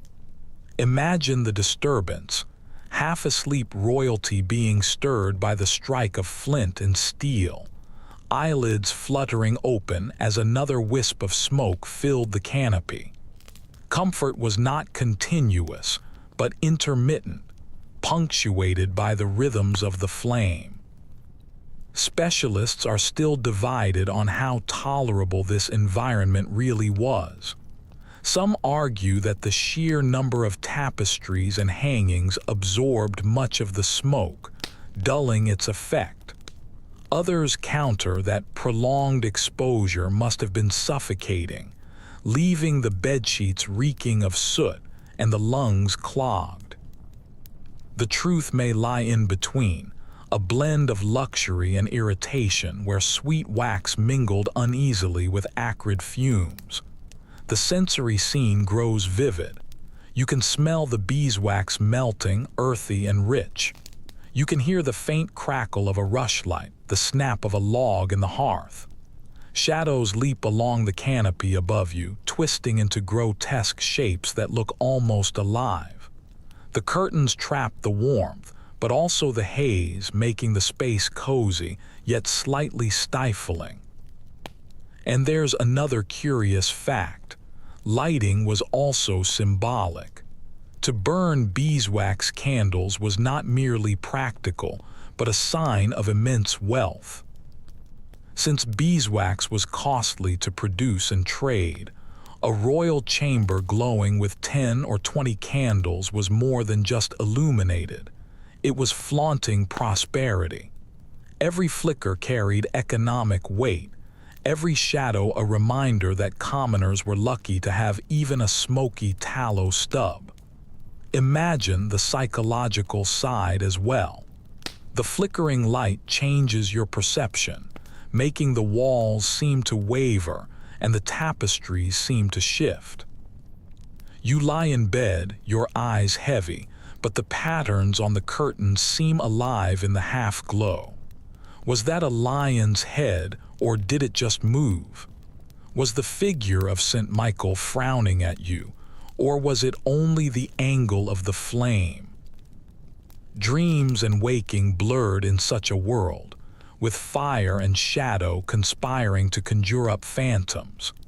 An amusing story survives of a courtier who was nodding off in a chair near the bedchamber fire, when his wig, or what passed for one, caught a stray spark. The commotion of stamping feet and laughter woke the king himself, who reportedly found the scene so funny that he delayed his sleep just to watch the poor man's embarrassment. Even in the smoky discomfort, moments of humor punctured the solemnity of the night. Scholars keep arguing about the psychological effects of all this light and smoke. Was it a comfort, making the night less terrifying, or did it keep people half wakeful, their sleep fragmented by shadows and fumes? Some argue that medieval people were simply accustomed to it, their bodies trained to sleep in shorter cycles. Others insist that the disturbed rest shaped their worldview, blending waking life with dreamlike impressions. Either way, the nightly haze left its mark. Now imagine yourself again in that chamber. You lie on a straw and feather mattress wrapped in furs, your nightcap pulled low. A candle sputters beside you, casting a warm glow on your hands. You close your eyes, but the light still seeps through the curtains, shadows slipping across your eyelids. The fire spits, sending a puff of smoke into the canopy. You turn, cough once, then settle again, halfway between sleep and waking. This was royal comfort, not perfection but a compromise. As dawn nears, the last candle gutters out, leaving only smoke drifting lazily in the chamber. The monarch stirs, their eyes smarting, the sheets scented of wax and ash. Outside, servants prepare to throw the shutters wide, letting in the icy morning air. The night has ended, but the memory of flickering flames and smoky breath clings to the bed like an invisible veil. And as you step back into the corridor, you realize that medieval sleep was never pure silence or darkness.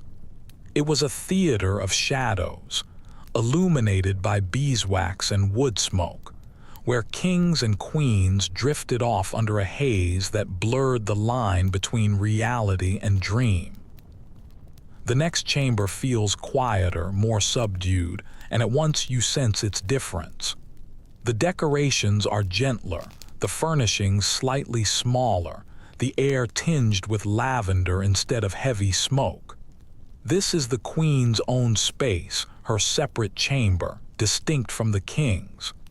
Unlike the grand beds of state where politics unfolded, these rooms were crafted with another rhythm, blending comfort, ceremony, and constraint in a uniquely feminine domain.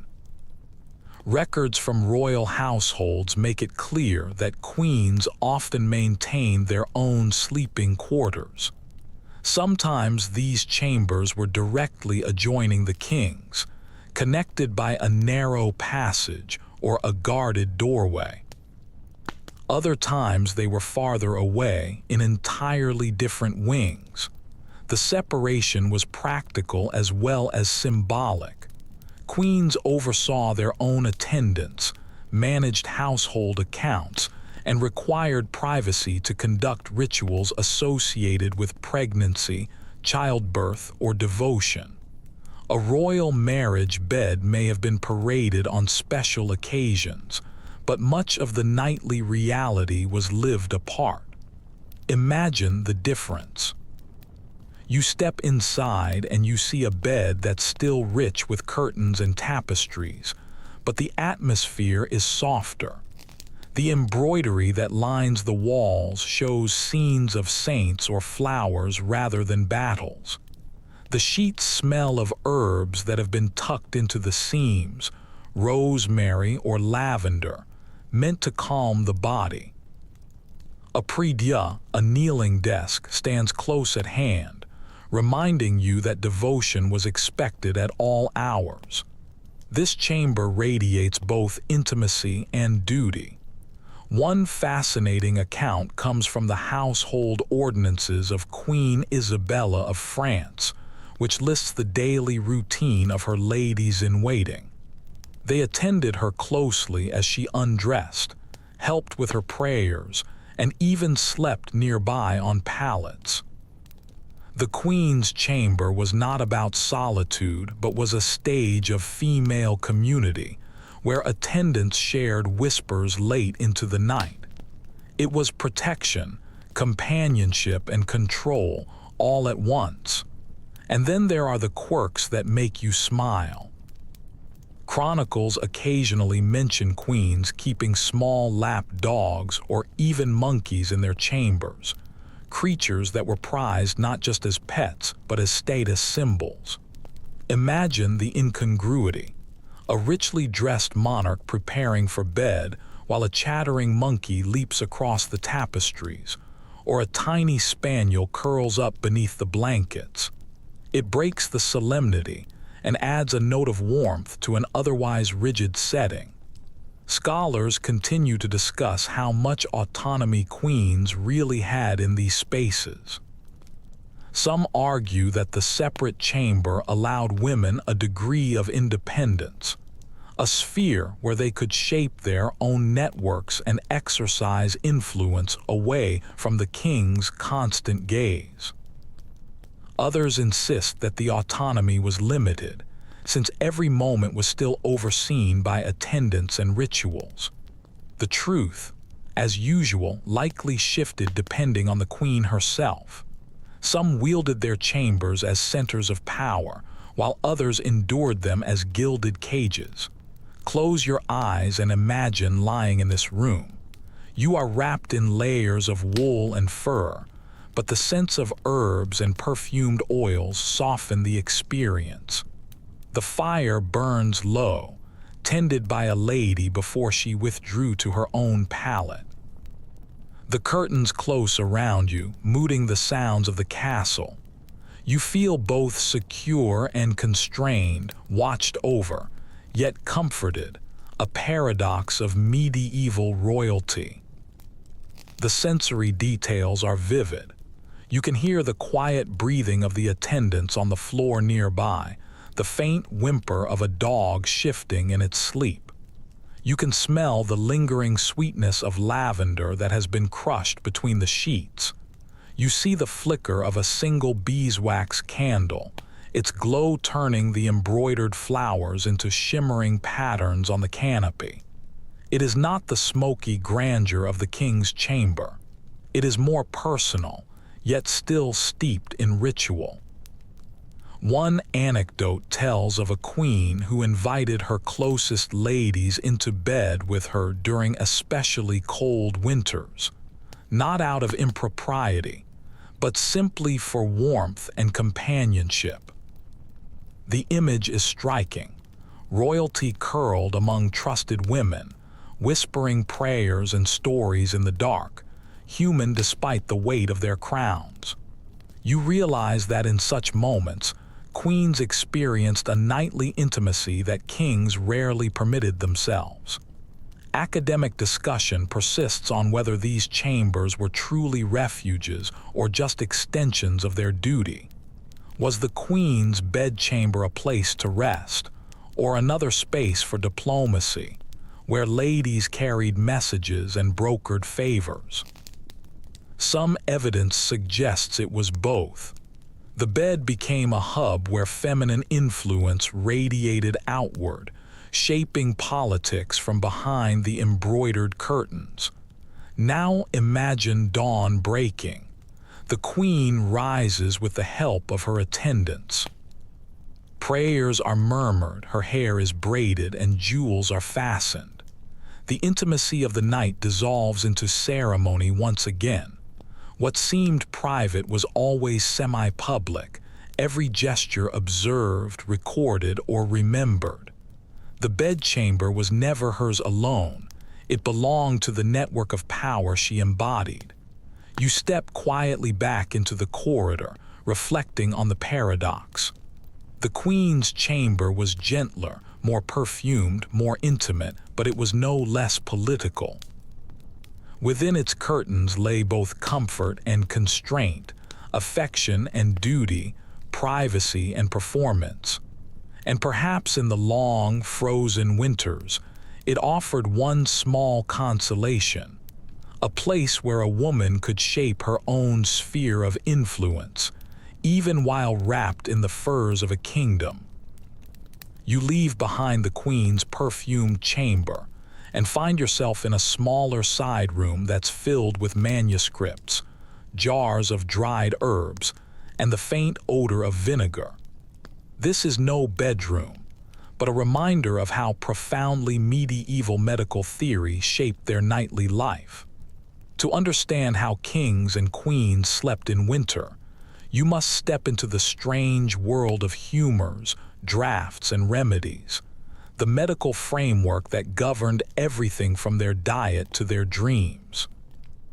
One thing that is recorded again and again in medical treatises is the belief that cold air was dangerous. Physicians warned that the night air could seep into the body, corrupting the humors and opening the door to illness. Drafts were not just uncomfortable. They were thought to imbalance the system of blood, phlegm, black bile, and yellow bile. For a monarch, whose health symbolized the health of the entire realm, avoiding such corruption became a matter of state importance. So, the chambers were arranged with that fear in mind.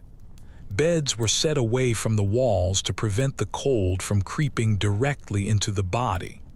Curtains were drawn not only for warmth but as barriers against these invisible currents. Fires were carefully managed. Too much smoke could clog the lungs, while too little flame allowed harmful air to settle. The chamber itself was imagined as a body, needing balance and moderation. One curious prescription found in a 15th century medical text recommends placing bowls of warm, spiced wine near the bed to purify the air. The rising vapor was thought to drive away any noxious humors. Just imagine a servant carefully balancing a steaming bowl of clove-scented liquid beside the monarch's pillow, the smell filling the chamber like a strange form of incense. Modern historians are still uncertain about how far these beliefs shaped daily practice. Some argue that royal households followed this medical advice rigorously, employing physicians to dictate every detail of their chamber life. Others think the prescriptions were more symbolic than practical, with attendants focusing instead on tangible comforts like blankets and furs. The lack of consistent records keeps the debate open, leaving us to wonder how much superstition truly governed their actual sleep. Now, picture the monarch preparing for bed. A physician hovers nearby, advising which herbs to burn, which foods to avoid before lying down, and how many logs should be placed on the fire. Perhaps the king is told to wear socks that are lined with rabbit fur, while the queen is instructed to sip warm possets that are flavored with nutmeg. The bed becomes a clinic as well as a sanctuary, its curtains closing around not just a body, but a carefully curated regimen of health.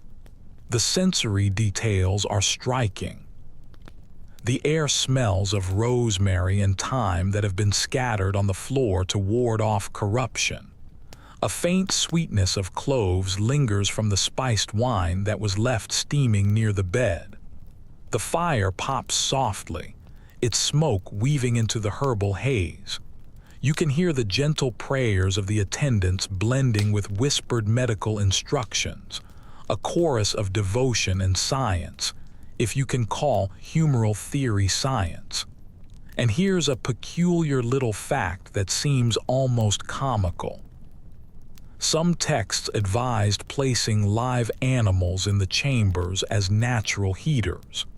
Tiny lap dogs or even hens might have been tucked close to the beds, their body heat considered a remedy against the drafts. You can't help but smile at the thought of a queen drifting off to sleep while a chicken drowsed under her bed curtains, clucking softly in its sleep. But behind the humor lies the constant anxiety of illness. Medieval winters were not merely uncomfortable, they were perilous. Pneumonia, fevers, and chills could sweep through castles as easily as through peasant huts. And when the monarch fell ill, the entire kingdom trembled. Every precaution, no matter how odd, was worth attempting. Scholars still discuss whether the obsession with drafts was justified. Was it mere superstition? Or did the cold air in unventilated stone chambers genuinely contribute to illness? Some argue that the dampness and smoke, combined with the chill, could indeed exacerbate respiratory problems. Others think the real danger lay in malnutrition and infection, not in the air itself. But to a medieval physician, the explanation was clear. Balance the humors, guard against drafts, and the royal body might just endure another winter. Now slip beneath the imagined covers yourself. You can smell the rosemary sprigs that have been stitched into the seams of the blankets. You hear the faint bubbling of a pan of wine that's steaming on a trivet. You feel the odd comfort of your wool socks, perhaps a bit damp with sweat, but warmer than bare skin. And in the back of your mind lingers the fear that any shiver might herald disease. Sleep here is not pure rest. It is a nightly ritual of medical defense, a fragile hope against invisible dangers. Morning would begin with a diagnosis as well. Physicians examined the monarch's complexion, checked the quality of their sleep, and even inspected their urine for signs of an imbalance. Dreams themselves were interpreted through humoral theory. Too much black bile might cause nightmares, while an excess of blood might lead to restless tossing. The very act of closing one's eyes was entangled with science, superstition, and symbolism. You step back into the corridor and breathe the cooler air, relieved to escape the haze of herbs and smoke. But you carry with you the realization that in medieval castles, sleep was never simple. It was a medicalized, ritualized act, shaped by a fear of drafts and a faith in balance. The monarch's body was a kingdom in miniature, guarded not only by soldiers and chamberlains, but by sprigs of rosemary and bowls of steaming, spiced wine. You descend a narrow stair into a plainer wing of the castle. The air feels heavier here, and the floor is littered with straw. You are no longer in the gilded chambers of monarchs and queens, but in the spaces where their attendants rested. If the king's canopy was a fortress of fabric, this world was one of improvisation and proximity. Servants and guards often slept in the same room or just outside, their very presence shaping the entire atmosphere of royal rest. Evidence from household ordinances and payrolls makes it clear that dozens of people lived cheek by jowl with the monarch each and every night. The chamberlains had their pallets in the corners, the guards leaned against the door frames, and the lower servants unrolled their bedding wherever there was floor space. Comfort was a privilege that was reserved for the royal body. For everyone else, sleep meant curling up by the hearth or dozing upright in a chair. You can imagine it vividly now. The king or queen is tucked behind drawn curtains, while only a few feet away, a page lies wrapped in a coarse wool blanket on the flagstones. The fire pops, its glow falling across weary faces. Someone shifts, someone coughs, and the quiet is broken by a muttered prayer. Sleep here was never solitary. It was a communal act, layered with duty and fatigue. One colorful note from the chronicles describes guards sleeping upright against the doors with their halberds in hand, trained to wake at the slightest sound. Imagine that half-dreaming state, eyelids drooping but muscles tense, their ears straining through the hush. These men slept not for themselves but for the monarch, their rest constantly balanced on the edge of vigilance. And here's a more unusual detail. Some attendants were known to sleep directly at the foot of the royal bed, curled up like watchdogs. The symbolism is striking. Their bodies acted as barriers, their dreams interrupted by any stir from within the curtains. Imagine being so close that you could hear the monarch's breath, yet never be able to cross into the intimacy of the bed itself. It was both an honor and a burden, a loyalty that was written in pure exhaustion. Scholars still discuss how sustainable this communal arrangement really was. Some argue that such proximity was a necessity of security, ensuring that the monarch was never left unprotected. Others suggest it was also about control, keeping the attendants constantly within reach so that orders could be given at any hour. The debate continues. Were the servants guardians of comfort or prisoners of obligation? Close your eyes and lie down on one of those imagined pallets yourself. The straw shifts beneath your body. The blanket smells faintly of smoke, and the warmth from the fire fades the farther you stretch your toes. Your stomach growls from a half meal that was eaten hours earlier. Around you, the steady breathing of others fills the chamber like waves. And above it all, you can hear the faint creak of the royal canopy as the king turns in his sleep. You are so close to power, yet endlessly far from it. The sensory elements are layered.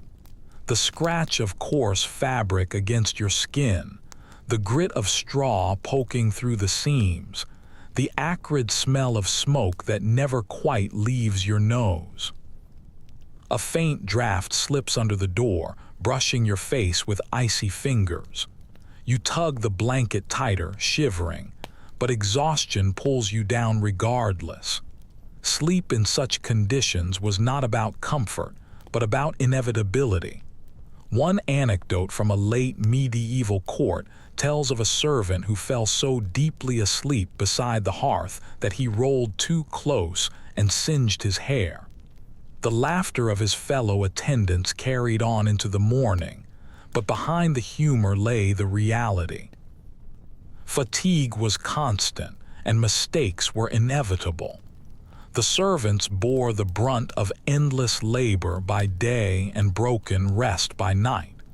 The academic debate lingers over whether the attendants ever truly resented this arrangement.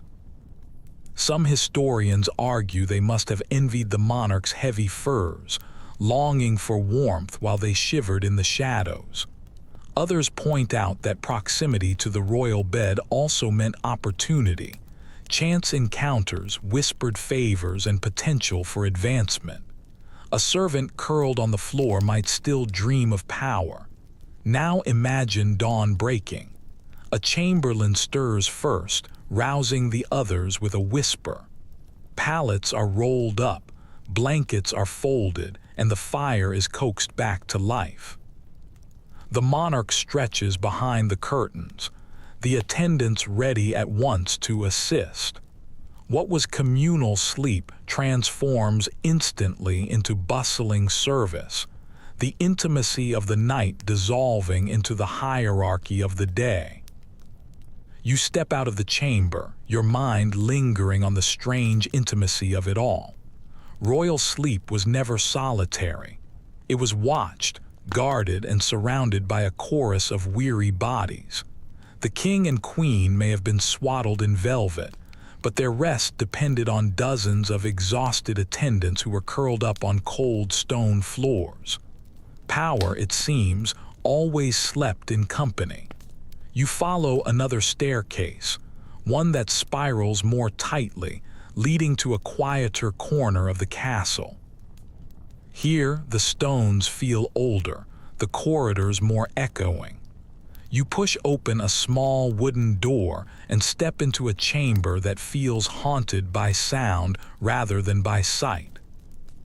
This is the world of the medieval night, an acoustic landscape that was alive with creaks, groans, and whispers. It was not silence that surrounded kings and queens at bedtime, but a chorus of noises that could unsettle even the bravest among them. One thing that is described in countless chronicles is that castles were never quiet. Timber beams shifted as they cooled, producing groans that sounded like low voices. The wind whistled through the arrow slits and rattled the shutters. Rats scurried in the walls, owls called outside, and dogs barked in the courtyards. A monarch lying in bed, their curtains drawn, would still be immersed in an uneasy soundscape that left little room for calm. You pause in the middle of the room and imagine it. The canopy curtains block the draft, but not the noise. Somewhere in the rafters above, you hear the flap of a bird that's been disturbed from its roost. On the stairwell just outside, a guard coughs, the sound echoing upward. Farther off, the clang of a chain against a gate repeats in the wind like an iron heartbeat. Sleep here required a stubborn will. A curious note appears in a 14th century household account. One queen requested a rotating staff of musicians to play softly in her chamber at night. Lutes, recorders, or voices humming psalms were meant to drown out the unsettling creaks. Imagine drifting off not to silence, but to the faint strains of melody, a lullaby not for a child, but for a monarch who ruled over empires. Scholars remain uncertain as to how effective such measures were. Some argue that the constant noise from servants or musicians would have been more disturbing than soothing. Others believe that the familiarity of the soft sound masked the more alarming creaks of the stone and timber. The disagreement reveals how subjective sleep must have been. What comforted one ruler might have kept another awake all night long. Now picture yourself tucked beneath the firs as the castle breathes and groans all around you. The curtain muffles your sight, leaving your ears heightened. You can hear the flutter of bats near the chimney, the snap of logs in the fire, the faint scrape of a mouse across the stone, every sound magnified by the stillness. Each one is a reminder of how fragile security feels when the darkness presses in so close. Oddly enough, some chronicles record monarchs waking in terror from imagined threats, phantoms, demons, or assassins that were conjured by the night's chorus. A rustle near the bed might just be a servant shifting, but to a half-asleep mind it could be an intruder with a blade. The night amplified fear, and castles with their echoes and drafts fed the imagination mercilessly. And yet, not all of the noises were unwelcome. Children sometimes slept near their royal parents, their soft breathing or murmured dreams filling the chamber with warmth. Attendants whispered their prayers, their voices weaving like threads of reassurance. Even the crackle of a fire could be soothing, its steady rhythm a heartbeat of safety in the midst of all the unease. The sensory experience becomes more vivid the longer you linger. You can smell the damp stone and the burnt wood, but it is the sounds that dominate. A gust of wind slams a shutter. A dog barks sharply before falling silent. The timber groans again, a long, low creak that makes you shift uneasily under the covers. Perhaps you close your eyes tighter, hoping that sleep will come before the fear grows any larger. One story that is often retold in the chronicles is of a king who kept a bell rope by his bedside. At the slightest suspicious sound, he could tug it and rouse the guards throughout the entire castle. You can almost hear the clanging alarm echoing through the halls, servants stumbling from their pallets, and soldiers seizing their weapons. The precaution itself speaks volumes. No sound was too small to ignore. Modern historians disagree about how much the fear of the night shaped medieval psychology. Some suggest it fostered a culture of superstition, where unexplained noises were attributed to spirits or devils. Others argue that it was simply accepted as a part of life, the natural background noise of stone architecture. Either way, the soundscape mattered. Kings and queens, no less than peasants, lay awake at times, listening, interpreting, and fearing. Now put yourself once more in their place. You lie still, wrapped in wool and fur, your eyes closed, your ears open. Every creak feels magnified, every whisper heavy with possibility. You hear the shift of a servant nearby, then the faint clatter of armor as a guard moves outside. The castle seems alive, restless, unwilling to let you sink into peace. Sleep, when it comes, is shallow, punctuated by dreams where echoes and footsteps blur together. When dawn breaks, the noises shift again. The servants stir, dogs bark with purpose, and bells call the household to prayer. The night's whispers vanish, replaced by the daytime clamor. But you remember the unease, the way the shadows spoke through sound, the way even a king could feel powerless against a creaking timber in the dark. You step back into the corridor, your ears ringing with imagined echoes, and you realize that medieval nights were never silent. They were alive with sound, a constant reminder that castles, for all their grandeur, were fragile things in the presence of darkness.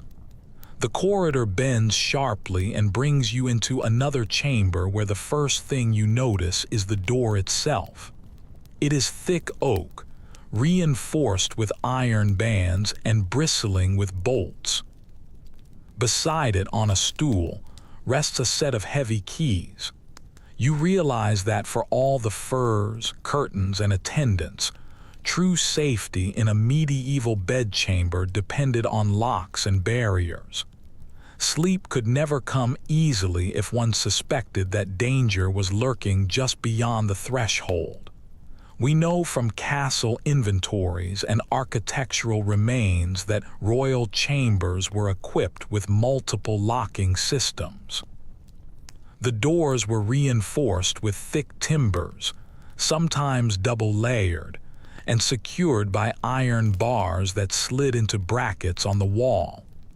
In some fortresses, the king's or queen's chamber was accessible only through a series of smaller antechambers, each with its own guard post and lock.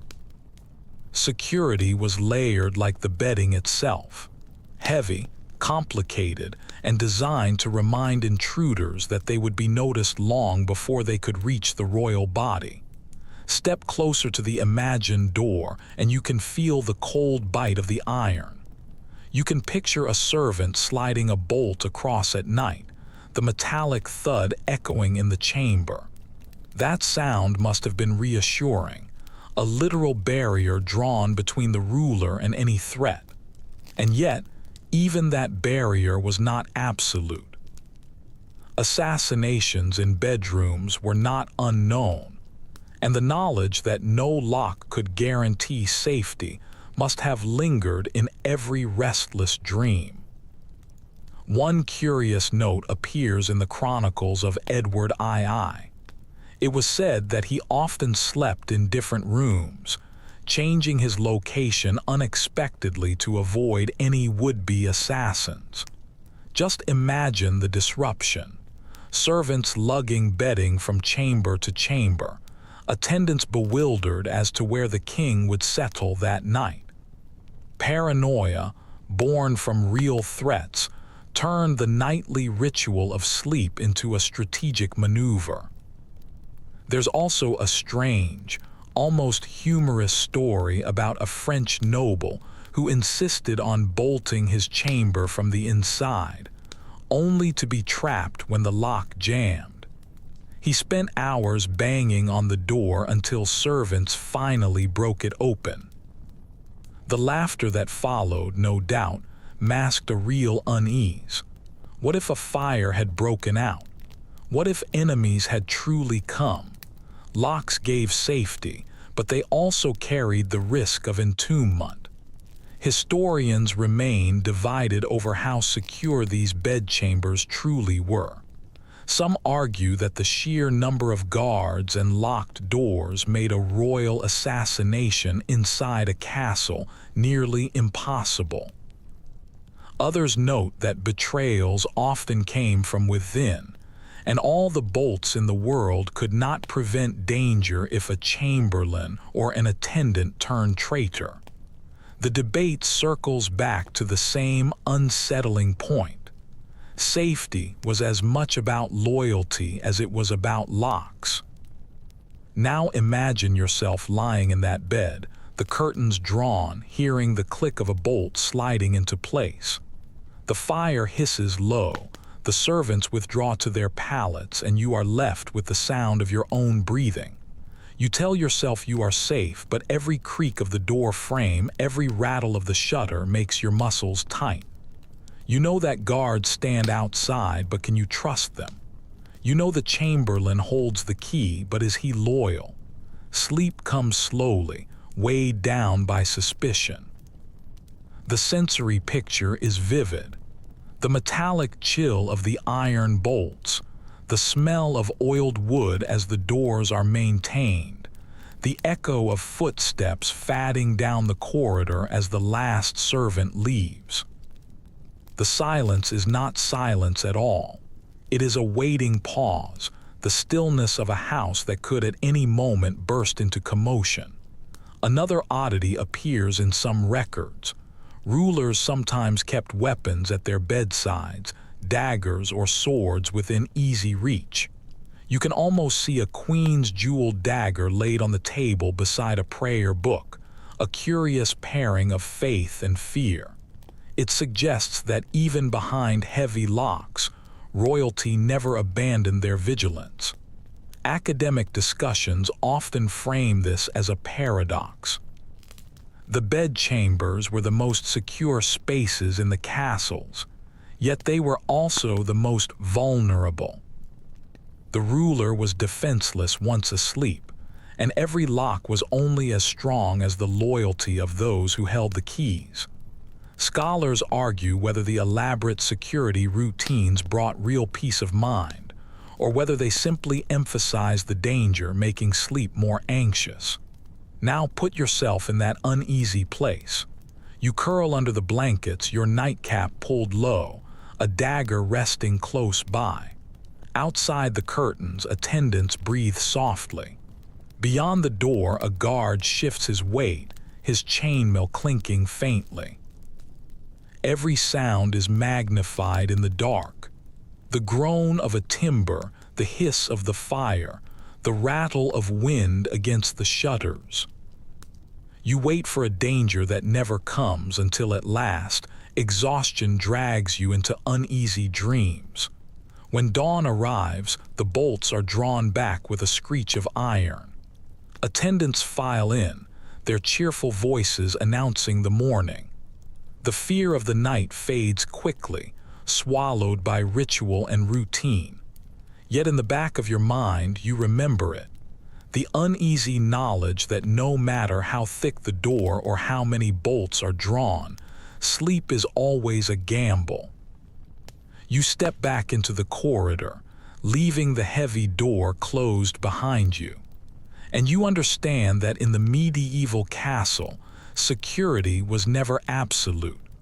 Locks, guards, and loyalty formed a fragile web around the royal bed, one that could hold or shatter at any moment. Sleep, for all its rituals, was always shadowed by danger. The next passage takes you not to a royal chamber, but into a cloistered wing that's attached to the castle's chapel. The walls here are stark, the air is cooler, and the atmosphere is quieter.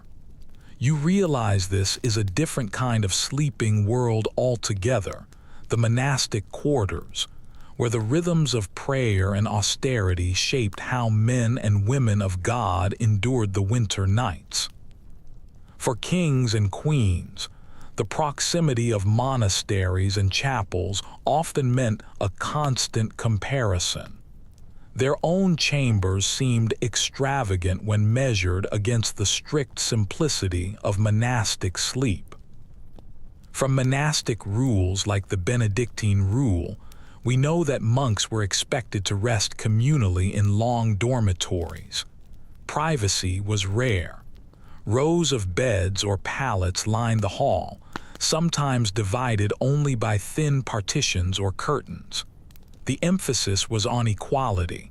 No single monk's bed was meant to be better than another. Warmth was minimal.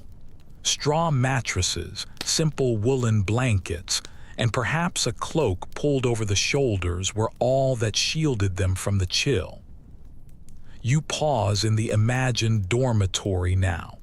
The room smells of straw, wax, and human breath. The windows are narrow, their shutters creaking in the wind. A single candle burns at the far end, more symbolic than useful. Silence is demanded, though coughs and sighs punctuate the stillness. The cold presses against everybody equally, a reminder that in this life, humility extended even to sleep. One detail from Cistercian houses stands out. The monks were often required to sleep in their habits, ready to rise instantly for the midnight vigils. Imagine the scratch of coarse wool against your bare skin, the tightness of a belt around your waist as you lay on the straw. Comfort was sacrificed for readiness, the body treated as a tool for devotion rather than a vessel for luxury. Curiously, records from some nunneries show a small allowance for extra coverings in bitter winters, like wool hoods or fur-lined mantles. You can picture the sisters huddling under the layers, their prayers whispered through chattering teeth. Even here, a hierarchy crept in. Abbesses sometimes enjoyed thicker blankets, though they were still modest by royal standards. Scholars continue to debate how strongly monastic practice influenced royal life. Some argue that kings and queens, conscious of these religious ideals, occasionally adopted austere habits in their own chambers, limiting their luxury, favoring wool over silk, or sleeping with fewer attendants during seasons of penance. Others insist that royal households rarely imitated true austerity, preferring ceremony over sacrifice. The truth may lie in the symbolism. By acknowledging monastic sleep, monarchs reinforced their connection to piety while rarely embracing its discomfort fully. Now picture the contrast. You step back into a royal chamber after imagining the dormitory. There, the furs are piled thick, the fires burn brighter, and attendants hover to ensure warmth. And yet, in the minds of the kings and queens, the image of monks shivering on their straw beds lingered as a reminder. Perhaps it eased their guilt to know that others lived in such devotion. Perhaps it justified their own luxury, framed as necessary for rulers rather than optional for ascetics. The sensory shift is dramatic. In the dormitory, you can hear the rustle of straw, the murmur of Latin chants rising before dawn, the shuffle of bare feet across the stone.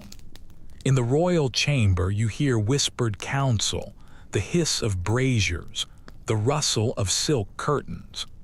Both worlds endured the cold, but one embraced it as a discipline, while the other fought it with wealth. An unusual anecdote survives from the chronicles of King Louis IX of France.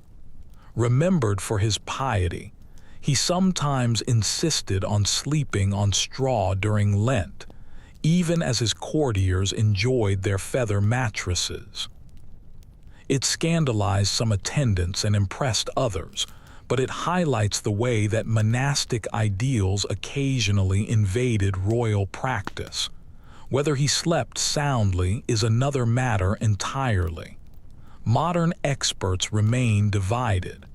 Did such gestures reflect a genuine discomfort, or were they symbolic performances that were staged for moral authority? Perhaps they were both. Either way, the image of a monarch embracing monastic austerity for a season added weight to the idea that rulers shared in the trials of their people. Now place yourself in the monastic dormitory. You lie on the straw, wrapped in a coarse blanket, your breath forming a mist in the air.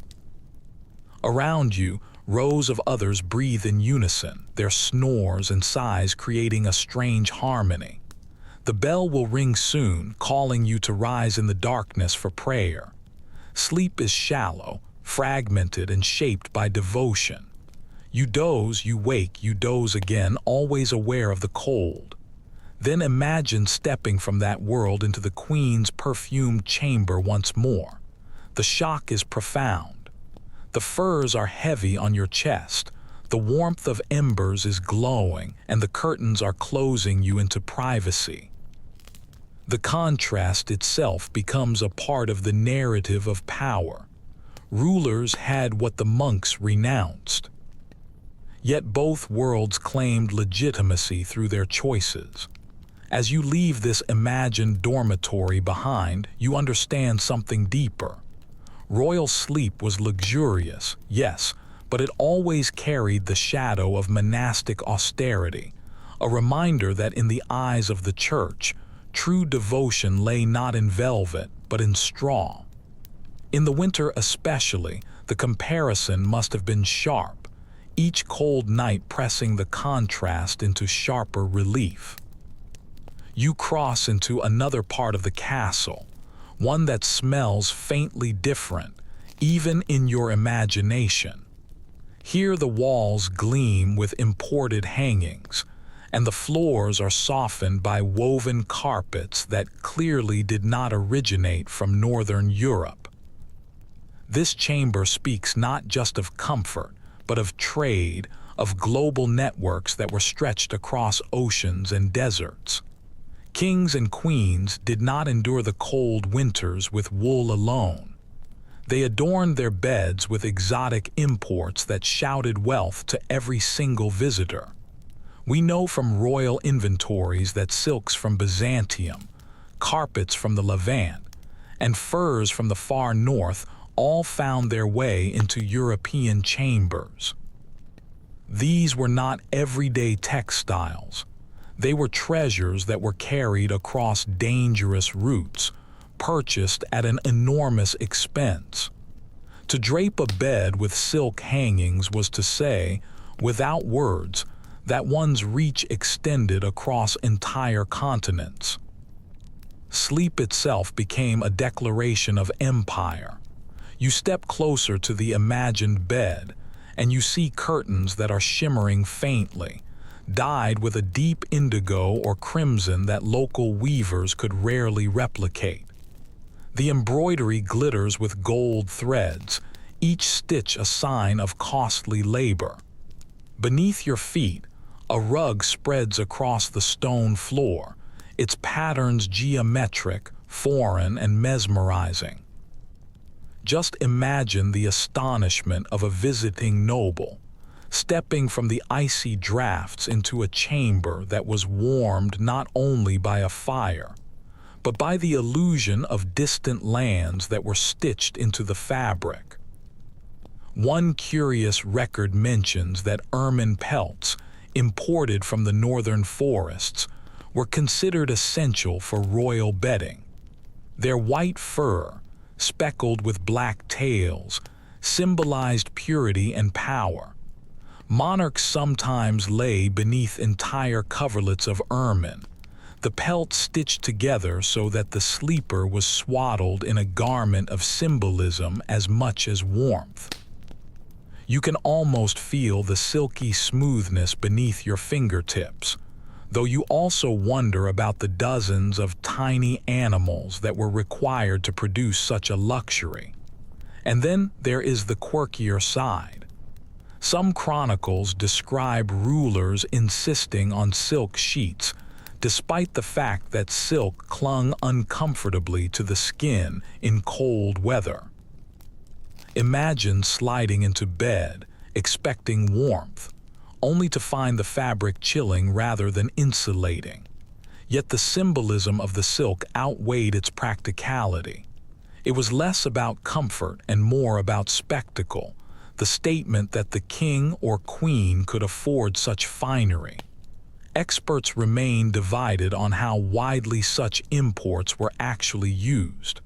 Some argue they were reserved for ceremonial display, brought out only when visitors might witness the royal bed.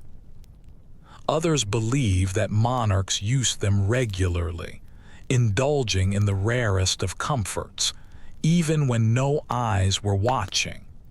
The disagreement reflects a deeper question. Was exotic bedding a genuine tool of warmth, or was it merely another theatrical layer in the performance of monarchy? Now imagine yourself lying beneath these imports. The silk feels smooth against your skin, but it offers little insulation. Above you, curtains that are embroidered with Eastern patterns ripple faintly in the draft. Beneath you, a rug muffles the cold of the stone, its weave dense, its colors rich. You shift and catch the faint smell of spices that are lingering in the fibers, perhaps saffron or musk that was carried with the cloth from far-off markets. Sleep here is not only physical but also symbolic. You are cradled by the world, enveloped in the spoils of trade. The sensory landscape is remarkable. The fire glows, its light bouncing off the golden threads in the hangings. The smell of exotic furs mixes with the wood smoke, creating an air that's heavy with wealth. You can hear the soft rustle of silk as you turn, the muffled thud of footsteps on a carpet that deadens all echoes. Even the air feels different, cushioned by the presence of the fabric. One amusing anecdote appears in the writings of a Venetian merchant who claimed that an English queen complained of sneezing fits when she was lying under imported carpets that were being used as blankets. Perhaps the dust of the long travel clung to the weave, or perhaps the story was simply told to mock such extravagance. Either way, it captures the odd reality. Luxury was not always practical. Scholarly debate persists on how these imports shaped medieval ideas of kingship. Some argue that such textiles were a form of soft power, impressing foreign ambassadors more than stone walls ever could. Others see them as a wasteful indulgence, criticized by moralists who compared royal luxury unfavorably to monastic austerity. Both views hold some truth. Wealth that was displayed in the sleep chambers was both admired and resented. Picture the dawn in this imported chamber. Attendants draw back the silk curtains, the fabric catching the first light like fire. The monarch rises, their feet sinking briefly into the plushness of a rug that was brought from far beyond Europe. Every movement is surrounded by reminders of power and reach. Even in the winter's coldest months, the chamber declares, the world itself wraps this body in warmth. You step away, the shimmer of silk and the scent of musk lingering in your imagination, and you realize that medieval sleep was not just about survival. It was about spectacle. The royal bed was a stage upon which global wealth performed, turning icy castles into showcases of empire.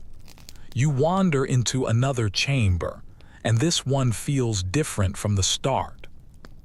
It isn't the size of the bed, nor the richness of the hangings, but the faint objects that are left scattered around.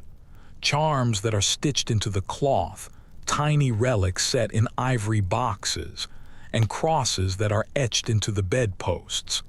Here, sleep was never simply physical.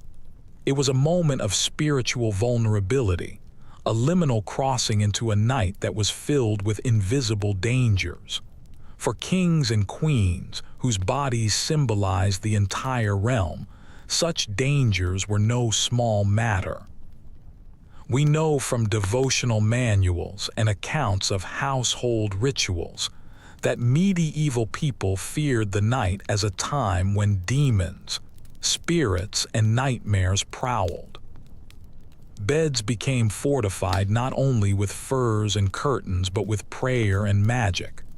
A monarch might have a crucifix hung at the bed's head, a rosary tucked under a pillow, or a saint's relic placed on a bedside table. These were protections that were as essential as locks and guards. Picture the scene. The queen kneels at her prie-dieu, whispering her evening prayers, then slips a small lead token of St. Catherine under her mattress. The king crosses himself before extinguishing the last candle, muttering charms that were taught by his confessors to ward off evil dreams. The curtains are drawn not only against the drafts, but against spirits that were thought to slip through the shadows. To us, it might sound superstitious, but to them, it was survival. And here is a curious note. Some households sprinkled holy water on the beds before the monarch lay down. Just imagine the attendants moving solemnly around the chamber, flicking droplets across the furs and sheets, the smell of sanctity mixing with the musk of the wool. It wasn't just about warmth. It was about purity, cleansing the place where the body and soul would lie defenseless. One especially odd practice survives in a 14th century text. People sometimes placed knives or iron tools near the bed to ward off demons. The belief was that iron repelled malign forces. You smile at the image of a queen lying beneath her silk sheets while just out of sight.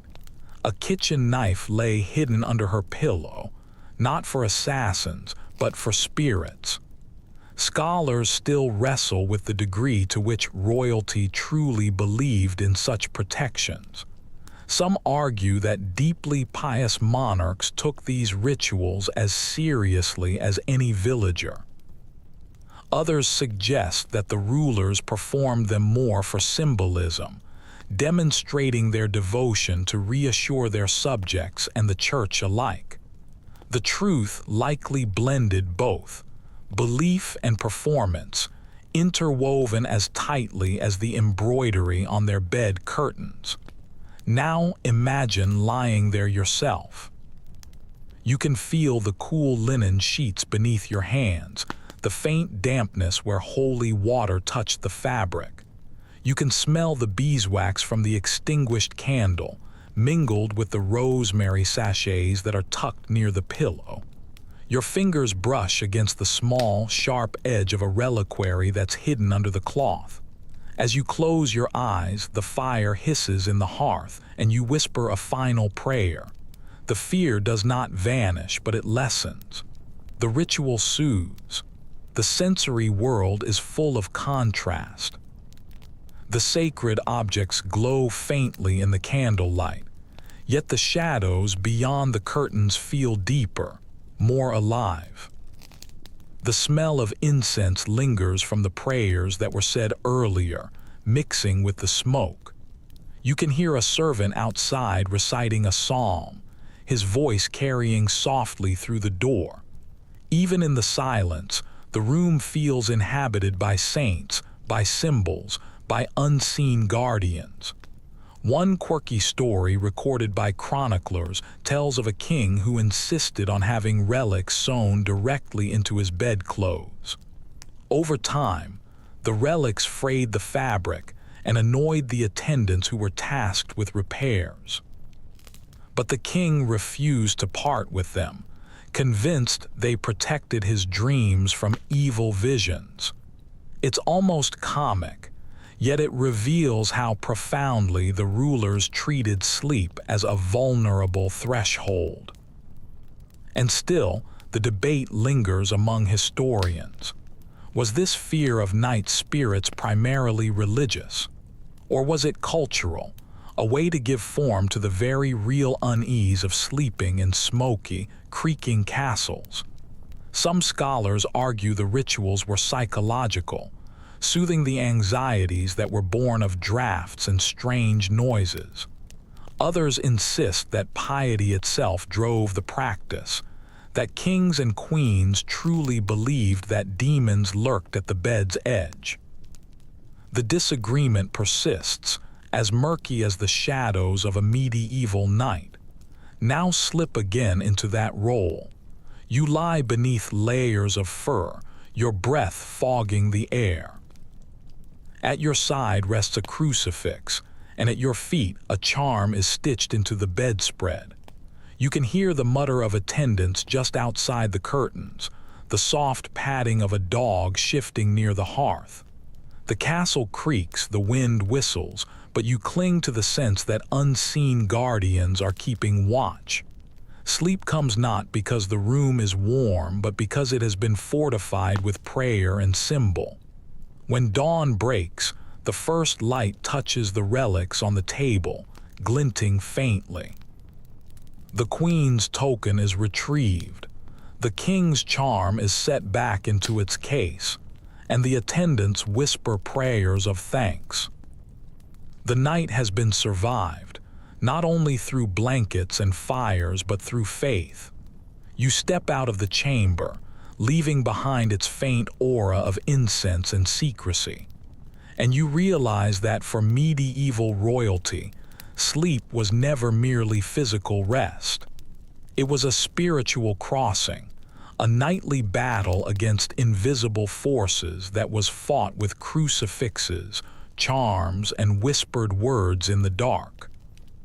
You climb back toward the upper levels of the keep, where the air grows colder again, and you step into a chamber that looks almost deserted. The hearth here is little more than a hollow in the wall. The bed is smaller, and the curtains are thinner. Yet this is no servant's corner. This is a reminder that in some castles, especially during long winters, kings and queens abandoned their grand ceremonial rooms to occupy smaller, warmer chambers that were tucked deep within the walls. Surviving building plans show that many castles contained inner chambers or closets that were attached to the great bedchambers. These were narrow, insulated spaces where heat could be trapped more effectively. The grand canopy bed might remain for display, but the actual sleep sometimes took place in what looks to our modern eyes like a modest side room. The logic was simple. Less space meant less cold. You step inside this imagined room and notice how the walls close in around you. The ceiling is lower, the door is smaller, and the hearth is surprisingly close to the bed. The smoke curls up the chimney, warming the chamber more efficiently than in the vast halls. You can almost feel the relief in here. At last, a space where the fire makes a real difference. One record from the Burgundian court describes how a duke preferred to sleep in such an inner closet during January, while keeping his ceremonial bedchamber on display for his visitors. Just imagine that dual existence. One bed of velvet and ermine to show the world, and another, plainer but warmer bed where real rest was possible. The split reveals the paradox of royal life, image for the public and practicality for the private. And here's a curious little note. In some castles, these side rooms were so small that attendants could barely squeeze inside. The servants sometimes slept just outside the door, ready to respond if they were called, but unable to crowd inside. The monarch, for once, enjoyed a sliver of privacy, though it came at the price of cramped quarters. Experts remain divided on how common this practice really was. Some argue that most monarchs spent their winters in these smaller, heated closets, abandoning the grand chambers entirely. Others insist it was the exception, that ritual and display demanded that the monarch remain visible even at night. The uncertainty lingers, a reminder of how easily the practical realities can slip out of the historical record. Now imagine yourself lying in this inner chamber. The bed is smaller, the covers are fewer, but the warmth is immediate. The fire's glow reaches you without needing to cross a cavernous space. The walls trap the heat instead of bleeding it away. You shift under the blankets and feel, for the first time in this journey, something approaching real comfort. Yet even here, the door creaks when a guard shifts outside, reminding you that privacy was never complete. The sensory details sharpen. You can smell the sharper tang of the smoke, which is thicker in a confined space. You can hear the hiss of the logs catching flame, louder because the room is so small. You see the light bouncing across the close stone walls, the shadows less grand but more intimate.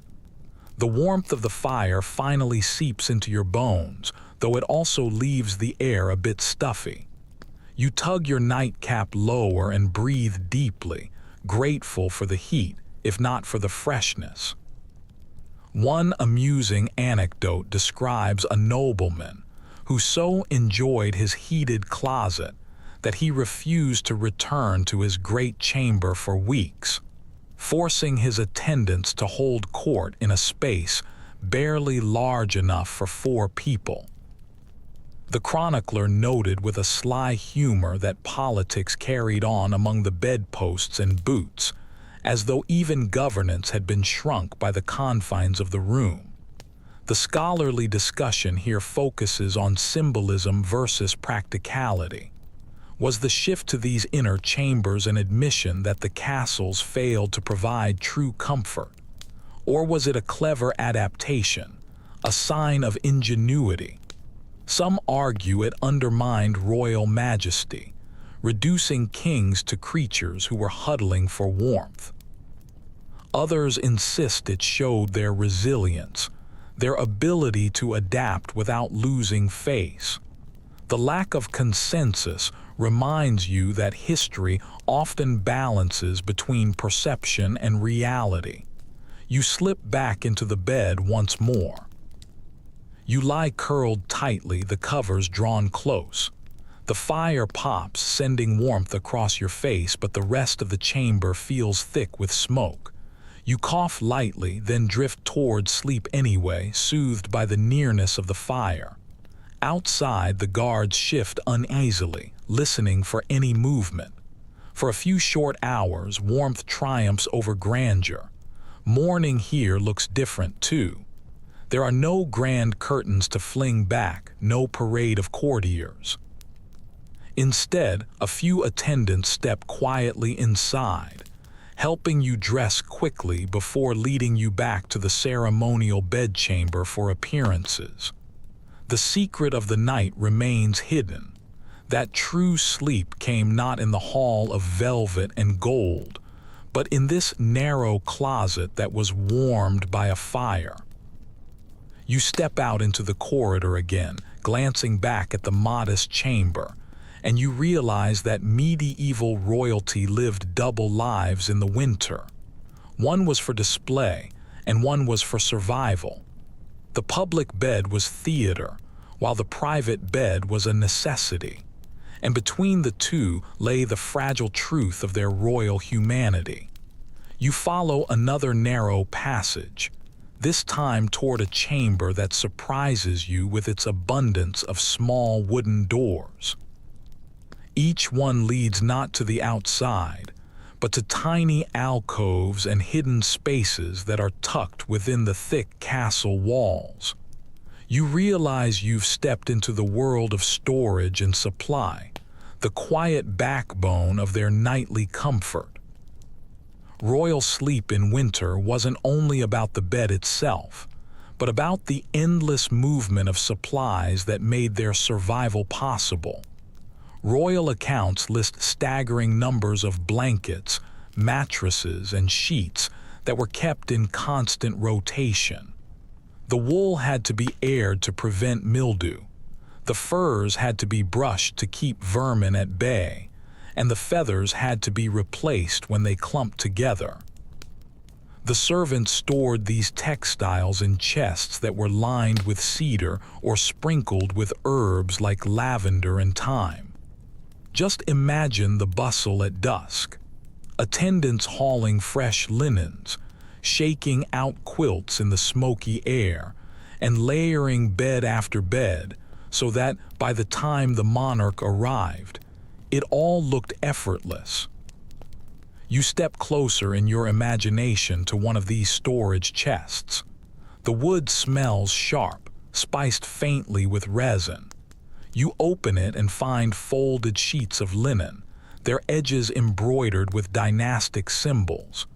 Beneath them lie woolen blankets that are dyed in deep reds and greens, the colors now faded but still rich. And at the very bottom rests a fur covering, perhaps fox or sable, its sheen dull in the low light.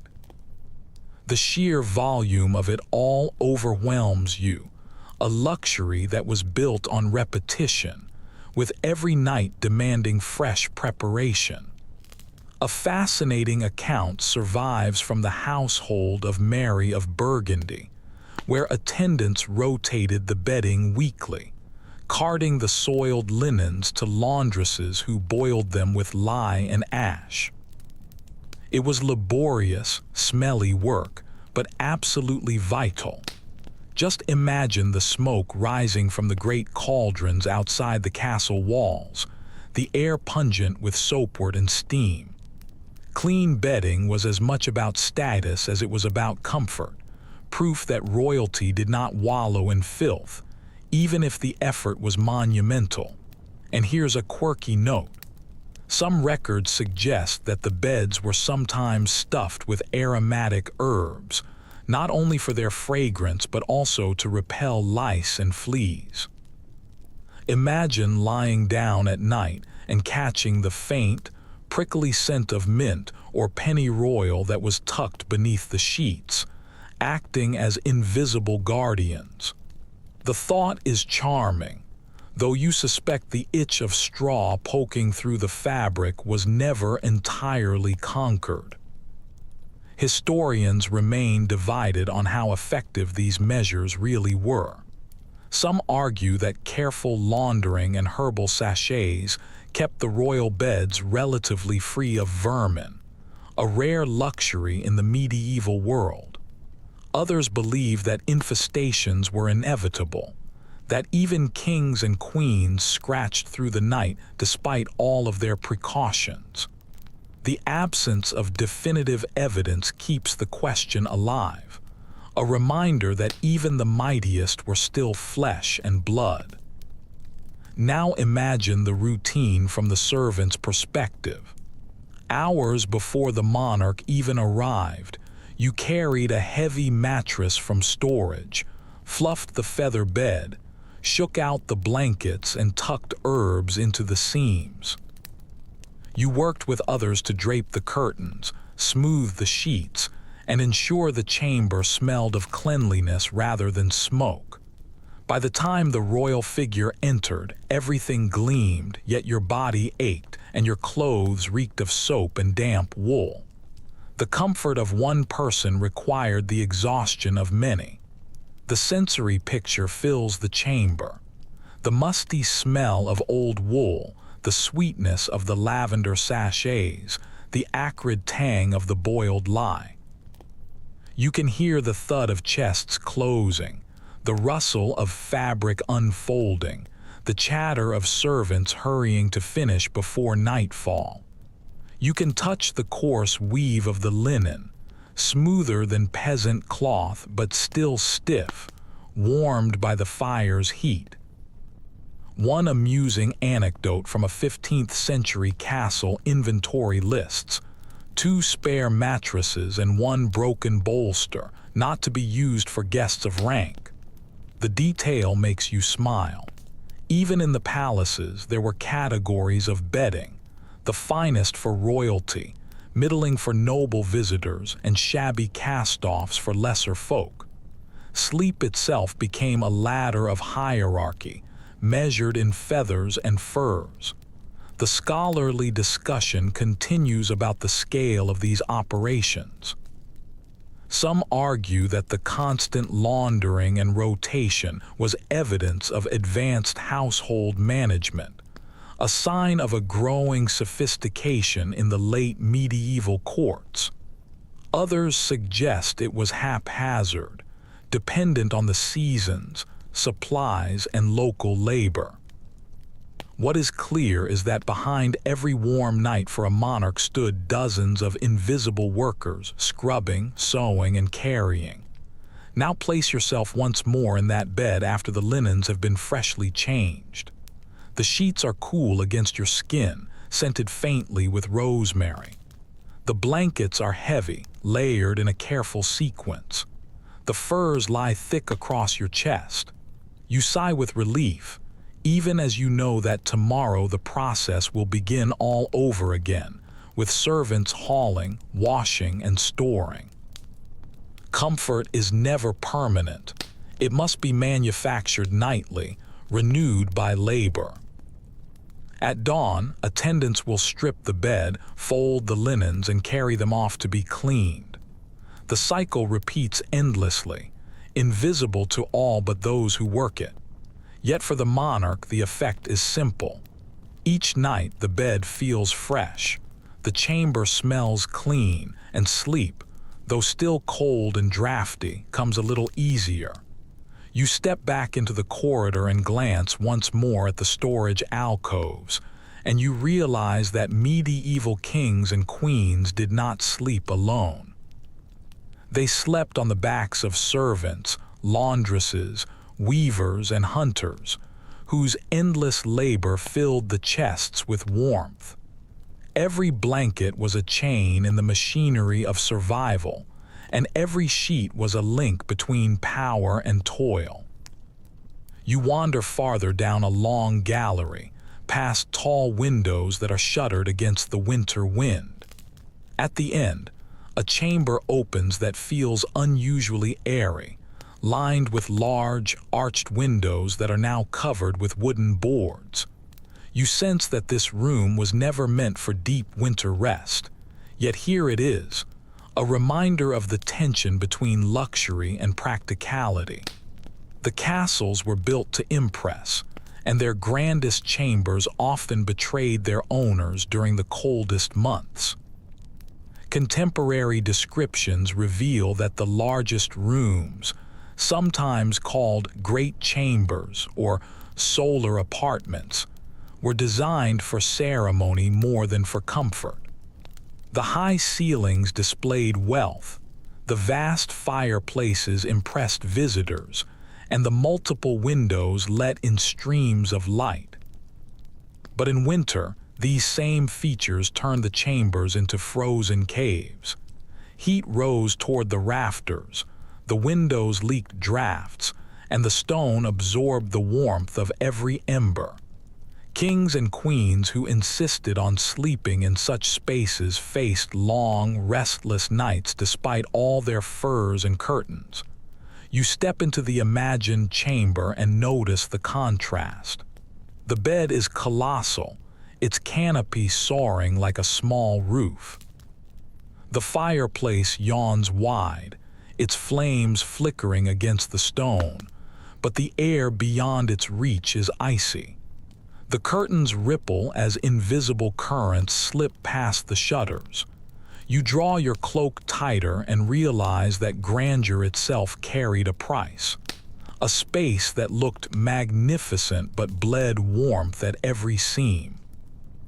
One intriguing account comes from the household of Richard II, whose palace at Sheen boasted magnificent large windows.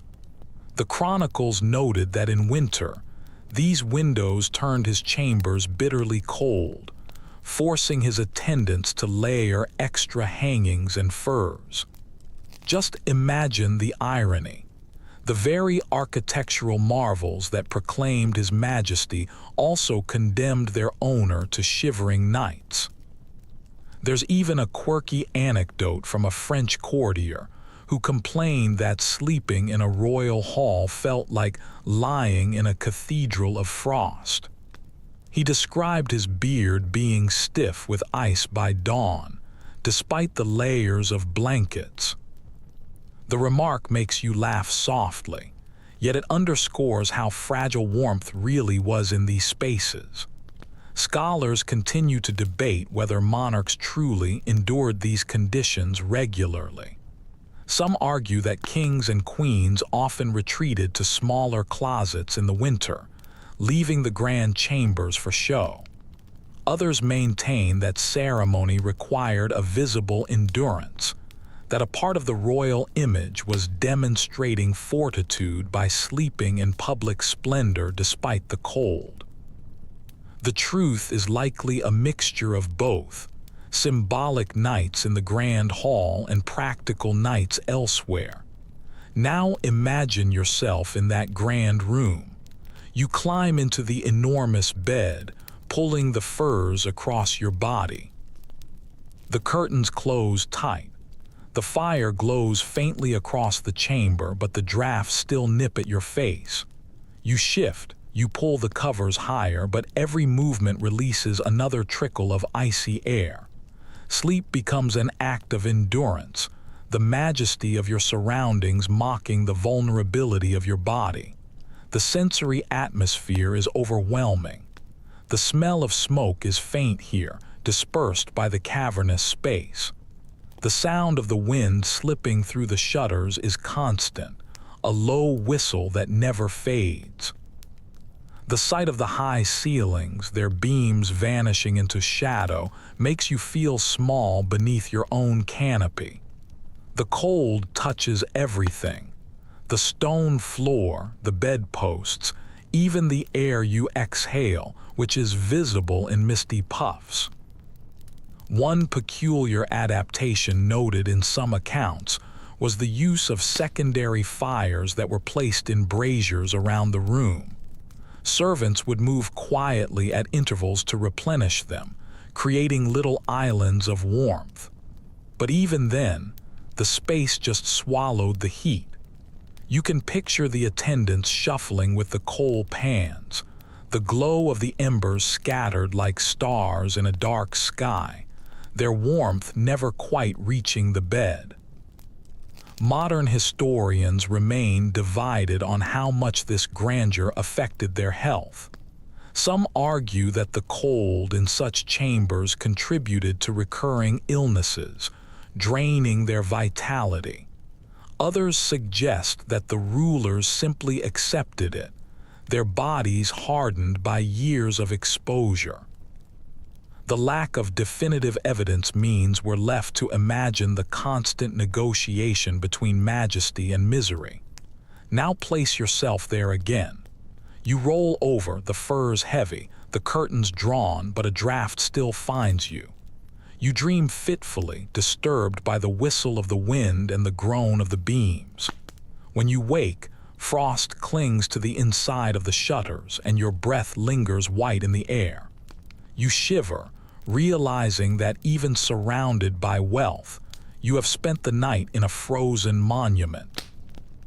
At dawn, attendants fling open the curtains, revealing your disheveled hair, your red nose, and your weary eyes. Yet to the courtiers who bow low, the spectacle is unchanged. The monarch has risen from a bed of state, surrounded by magnificence. The truth of the night remains hidden, swallowed by ceremony. You step back into the corridor and glance once more at the vast chamber, and you realize that medieval kings and queens often slept in rooms that were designed more for appearances than for warmth. The winter nights here were trials of endurance that were disguised as grandeur. To occupy such a bed was to prove not only majesty, but also resilience, a nightly reminder that power carried its own form of discomfort. The passage turns again, and you find yourself in a smaller, quieter hall where the air feels almost warmer, though the fireplace has long been dead. It dawns on you that not every royal night was passed alone with furs, fire, and whispered prayers. Sometimes kings and queens chose, out of custom, out of necessity, or out of sheer survival, to share their beds with others, not always in the way that scandalous tales might suggest, but in arrangements that blurred the lines between intimacy, politics, and practicality. From chronicles and court ordinances, we know that bed sharing was not unusual in the medieval world. Even among the nobles, it was common for 2 or more individuals to sleep in the same bed. Privacy was rare and warmth was precious. For monarchs, the practice carried multiple meanings, sometimes ceremonial, sometimes practical, and sometimes strategic. A shared bed was never just a place of sleep. It was a living symbol of alliance, affection, or necessity. Picture the royal bed in winter, its curtains drawn, its furs piled high. Now imagine another body beneath those covers. A spouse, of course, but also, at times, a child, a favored attendant, or even a visiting dignitary. Such intimacy shocks our modern sensibilities, but to medieval rulers, it was a part of the fabric of their lives. One fact that has been preserved in household accounts is that the children of kings and queens occasionally slept in their parents' chambers, sometimes even in the royal bed, until they were considered old enough for their own attendance. Imagine the little body of a prince curled between the velvet and fur, his small breaths mingling with those of his parents. The presents provided warmth, yes, but also a reminder that dynasties were flesh before they were lineage. And then there are the stranger notes.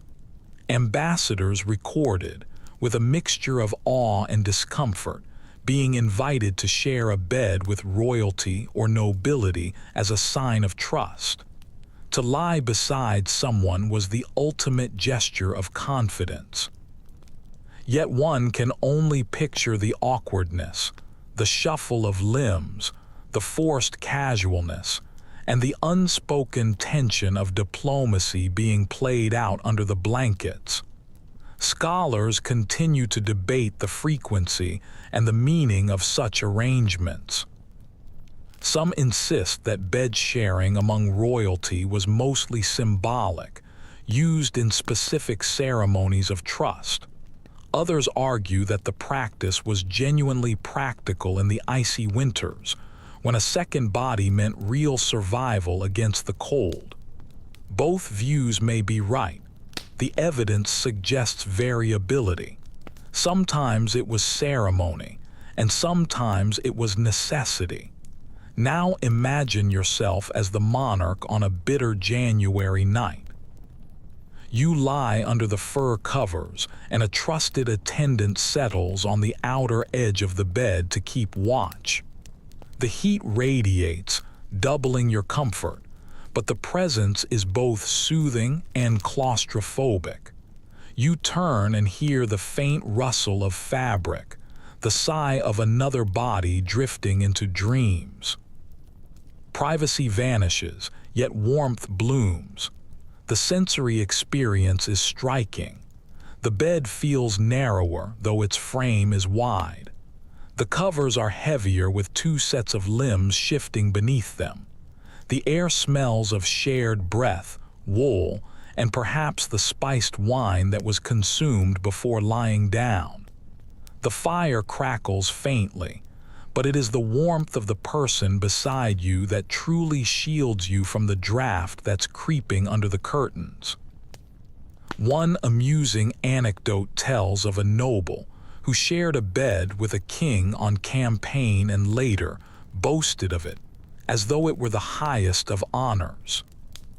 He described with a comic frankness how the monarch snored so loudly that he considered stuffing his ears with wool. The story circulated as both flattery and a joke, proof that even shared sleep could ripple into courtly gossip. The academic arguments circle around the political uses of bed sharing. Was it a tool of intimacy, forging bonds that were stronger than oaths? Or was it simply the pragmatic continuation of a custom that was common to all classes? Some historians lean towards the symbolism, pointing out how often the chroniclers highlighted bed sharing in their tales of diplomacy. Others stress the practicality. After all, even kings got cold, and no amount of fur could rival another human body. Now slip into that imagined night again. You roll slightly and bump against another shoulder. For a moment, you feel a flash of irritation. This is your bed, your chamber, your furs. But then the warmth returns, the shared presence soothing in the dark. You close your eyes and drift into sleep, knowing that in the morning the attendants will bow as if nothing had happened, as though the intimacy of the night never existed. When dawn breaks, the symbolism reasserts itself. To have shared the bed of a king or queen is to claim a closeness that's beyond measure. The attendant or guest rises with pride, the memory of the warmth transformed into a currency at court. For the monarch, the night becomes another tool of power, intimacy converted into politics. You step back into the corridor, the air colder now that you've left the shared warmth behind. And you understand that medieval royalty did not always sleep alone. Sometimes they surrendered their privacy for trust, sometimes for ceremony, and sometimes for simple survival. Each shared bed was a knot of warmth, politics, and vulnerability, all woven into the fabric of the winter nights in their stone castles. You move along another winding gallery, and this time the air seems to grow thinner, as though it's carrying the weight of ritual. You find yourself in a chamber that's smaller than the grand halls, but arranged with a curious care. Bowls of water rest on stools, folded cloths lie neatly stacked, and a prie-dieu, a kneeling bench, waits near the bed. Here you step into the world of nightly rituals, the small, repeated acts that prepared kings and queens for sleep. These were gestures of faith, cleanliness, and symbolism, each one layered with meaning. From household ordinances and devotional manuals, we know that monarchs rarely just tumbled into bed without a ceremony. Servants brought basins of warmed water, often scented with herbs, for the ruler to wash their hands and face. This was not simply about hygiene. It was believed that cleansing the body also cleansed the soul before rest. Just imagine the monarch dipping their fingers into the basin, the steam rising faintly, the water catching the torchlight as attendants offered them cloths. Afterward came the prayers. Queens and kings knelt beside their beds, sometimes alone, sometimes joined by a chaplain or their ladies-in-waiting. Psalms were murmured, the paternoster was recited, and sometimes entire litanies were spoken softly in the candlelight. The act was both devotion and performance, an intimate ritual that was watched by attendants who carried the stories back into the wider household. One well-recorded fact is that monarchs often made the sign of the cross over their bed before lying down. The gesture sanctified the space, marking the bed not only as furniture but as a temporary altar of the body. The curtains were drawn afterward with great care, as though they were sealing the sanctity inside. And then there are the quirks that add texture to the story. Some accounts mention rulers drinking a posset before bed, warm milk or wine, spiced with nutmeg or cinnamon. The mixture was thought to aid digestion and calm the body for sleep. You can picture a king sipping slowly from a silver cup while his servants hovered nearby, waiting for the signal to withdraw. The flavor was heavy, sweet, and soothing, the medieval equivalent of a nightcap in more ways than one. Historians continue to discuss the exact purpose of these nightly rituals. Were they primarily religious, reinforcing the monarch's image as the pious protector of the realm? Or were they pragmatic, small comforts that were meant to coax weary bodies into rest? Some argue for both, that religion and comfort were so entwined that separating them is impossible. The debate lingers on, unresolved like the faint fragrance of herbs in a steaming basin. Now imagine yourself stepping into that role. You dip your hands into the warm water, the heat loosening the tension from your cold, stiffened fingers. You dry them on embroidered linen, soft and faintly scented with lavender. You kneel at the prie-dieu murmuring familiar words while the fire pops behind you. Your body leans into the rhythm, the repetition calming your mind. The night still waits, heavy and cold, but you feel lighter, cleansed, and prepared. The sensory details fill the chamber. The soft slosh of water in the basins, the fragrance of herbs rising with the steam, the faint creak of wood as you kneel. The candles flicker, casting small halos of light across the painted saints on the wall. The taste of the spiced milk lingers on your tongue, warming your throat and your belly. You crawl into bed, wrapped in the aura of the ritual, as though faith itself were a blanket. One unusual anecdote describes a queen who insisted her attendants recite a lullaby-like prayer aloud while she drifted off to sleep. The words were repeated rhythmically, almost like a chant, until her breathing deepened. It is a strangely tender image, suggesting that even the most powerful sometimes craved the simple comfort of sound at bedtime. Scholars have argued whether these rituals were genuinely effective for sleep or whether they were more about projection. Was the monarch praying out of faith or out of a habit that was performed for others' eyes? The truth may not matter. What mattered was the act itself, repeated nightly, creating a continuity between the days of chaos and the nights of rest. Now picture the chamber after the rituals have ended. The attendants withdraw, the basin of water is carried away, and the silence returns. You lie under the firs, your body tingling faintly from the warmth and the prayer. Outside the curtains, the world is still cold and dangerous, but inside them, you are wrapped not only in fabric but in habit, tradition, and belief. The ritual becomes a shield. At dawn, the cycle reverses. Attendants bring the basins again, this time for washing away the sleep. Morning prayers replace the evening litanies, and the cup of posset is replaced with bread or spiced ale. What was sanctified at night is renewed in the daylight.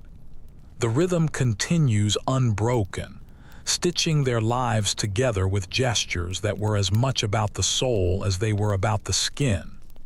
You step back into the corridor, leaving behind the quiet sanctity of the ritual, and you realize that medieval kings and queens did not simply fall asleep.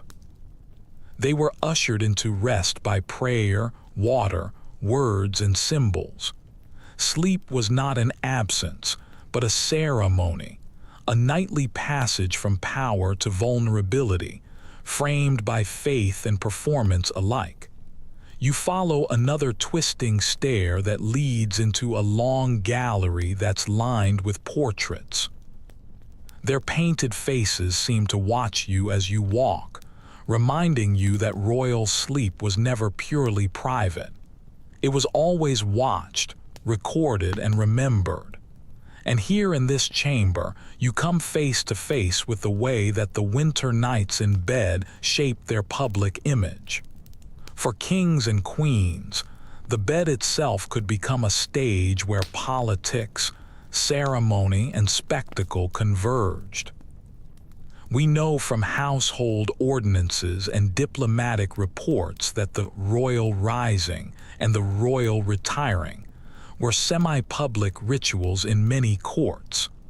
The bedchamber, far from being a sealed-off refuge, was sometimes thrown open at the edges of the day. Courtiers would file in to watch the king or queen prepare for rest, or to observe the morning routine of prayers, washing, and dressing.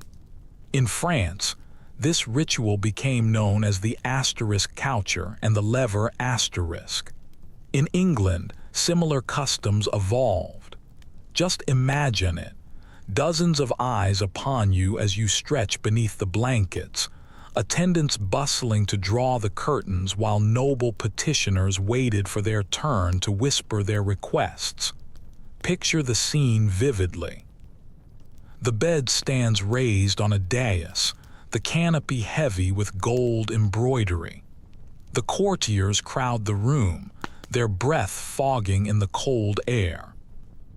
The monarch reclines in state, propped up on pillows, perhaps still speaking with ministers about treaties or taxes. The curtains may be half drawn, suggesting both intimacy and authority. To lie in bed before an audience might feel absurd to you, but to them it projected majesty, a body that was set apart even in its vulnerability. One fascinating record comes from the French Valois court, where ambassadors noted the strangeness of being received while the king was still in bed. They described the surreal mixture of grandeur and intimacy, being close enough to see the sovereign's nightshirt, yet far enough to have to bow to the embroidered canopy. It was both a privilege and an intimidation. And then there are the odder details. Some chronicles describe attendants fussing with the royal pillows, deliberately adjusting them in front of the visitors to underline how pampered the monarch was. Imagine the irritation. You're trying to fall asleep, but the choreography continues, your attendants transforming your fatigue into a spectacle. The irony is sharp. Royal exhaustion turned into political theater.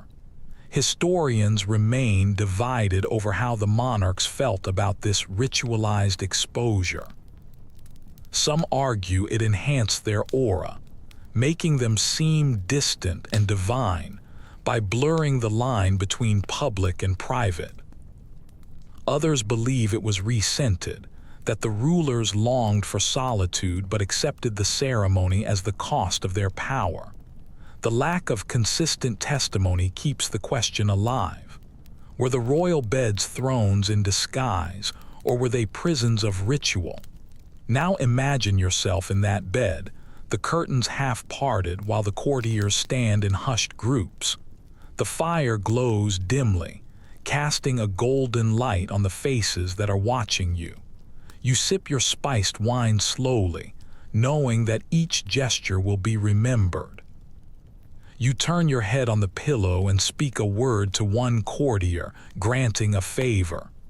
To another, you offer only silence, a punishment that was sharper than steel.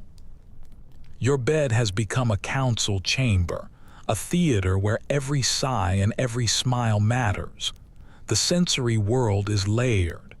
The heat of the fire reaches only the front rows, leaving the courtiers at the back shivering. The smell of perfume mingles with wool and smoke, heavy in the crowded space. The murmur of whispered flattery hums like bees in the air. The rustle of your bed curtains punctuates the silence, as if the fabric itself were a part of the ritual. One amusing anecdote describes a king who, annoyed by the courtiers lingering for too long, deliberately blew out his candle to signal the end of the ceremony. The chamber plunged into darkness, the attendants scrambling, the laughter muffled. Even in ritual, monarchs found ways to assert their control. The academic debate continues over whether these public bed rituals undermined or reinforced their authority.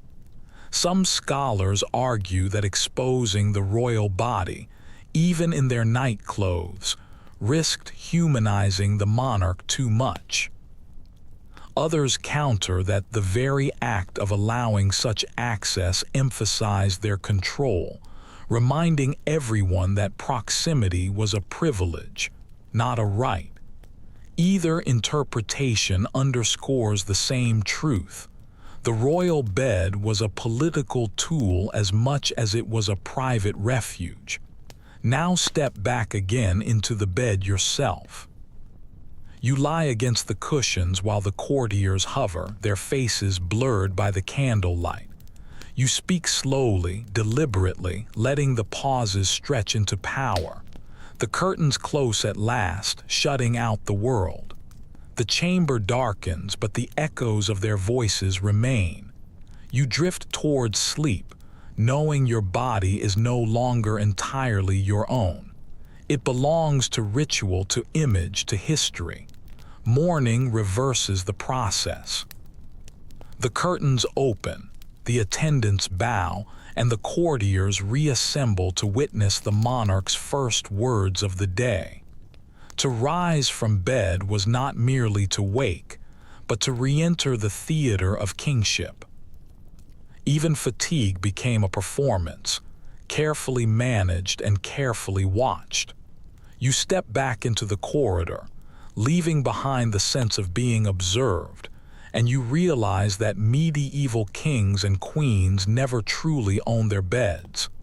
Even in the freezing winters, those curtains framed not just a body at rest, but an image of majesty, staged night after night for an audience that blurred the line between witness and worshiper.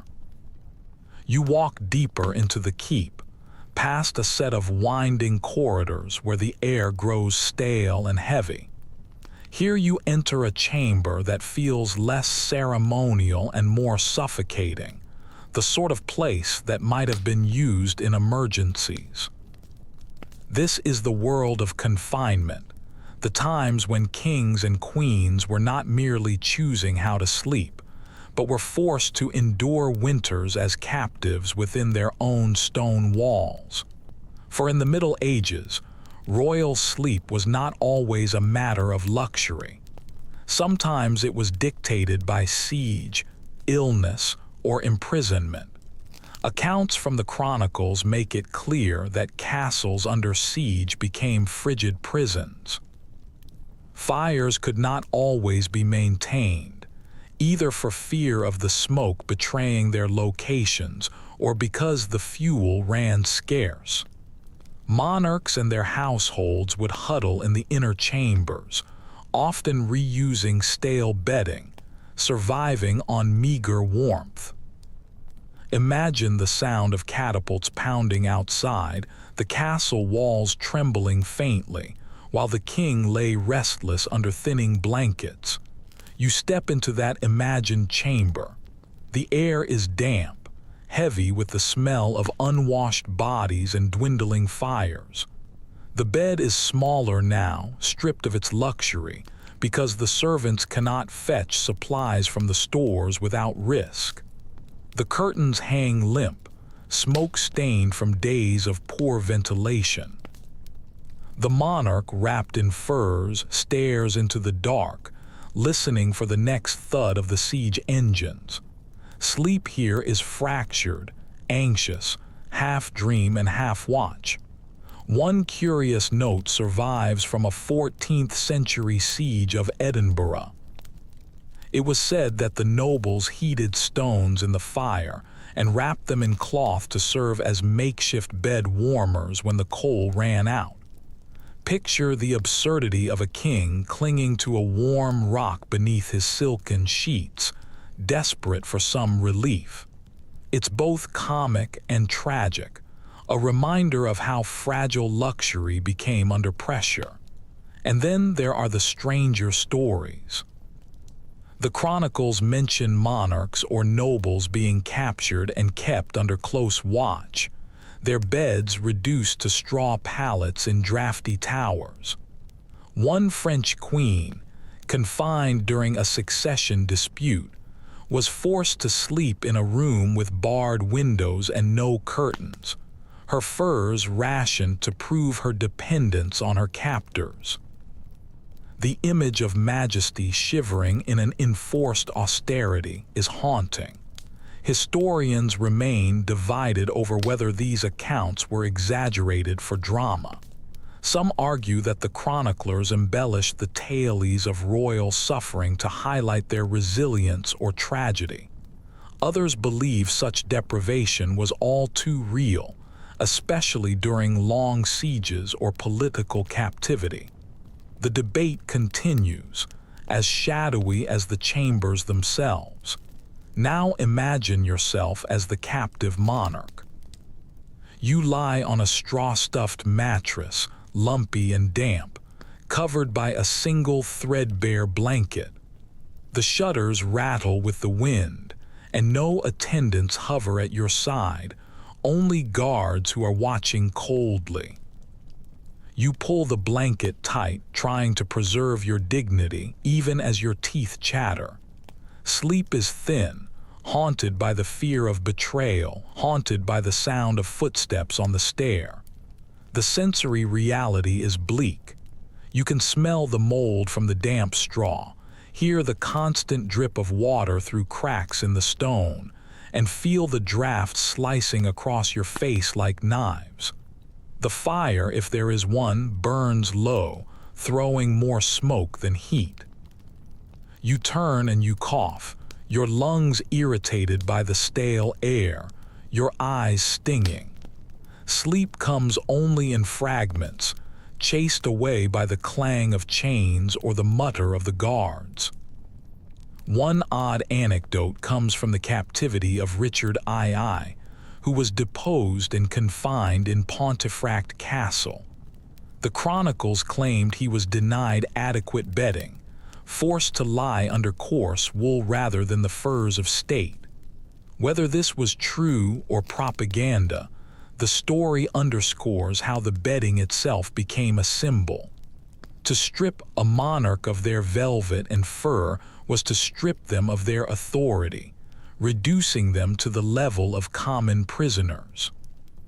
Scholars discuss how this confinement shaped medieval understandings of kingship. Was royal majesty an inherent quality, or did it depend on the visible trappings like the bed of state? When kings slept on straw, did their aura diminish, or did their endurance add to their legend? The opinions differ, but the imagery remains potent. The bed as both a throne and a prison, with comfort or deprivation defining the story of a reign. Now slip into that night once more. You curl on the damp straw, your body aching from the cold, your mind restless with dread. Outside, the sound of siege engines rumbles, or the guards shuffle in the corridor. You pray softly, your words half-whispered, hoping for morning, for survival, for dignity. Sleep is not rest. It is an escape, fragile and fleeting. When dawn breaks, little changes. The air is still damp, the bedding still coarse, and the fire still low. You rise stiffly, your dignity patched together with sheer will. In captivity, sleep offers no luxury, only endurance. You step back into the corridor of your imagination, leaving behind that bleak chamber, and you understand that not all royal winters were wrapped in silk.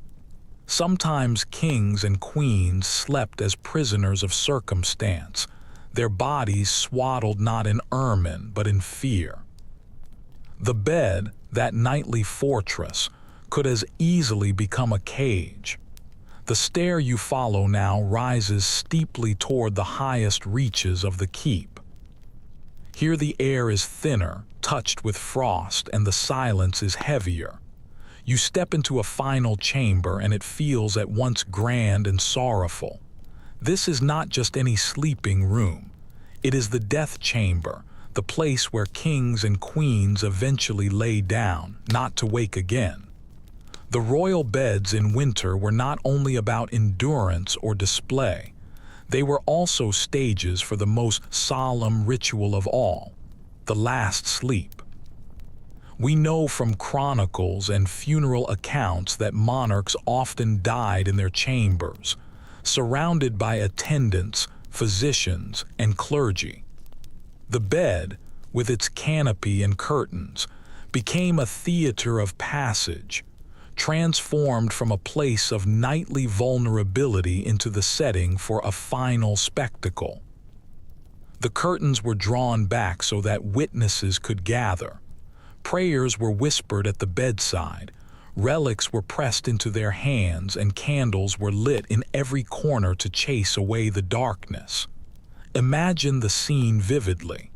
The snow falls outside, muffling the world. Inside, the air smells of incense and smoke, thick with devotion and dread. The monarch lies under heavy furs, their breath shallow, with attendants kneeling nearby.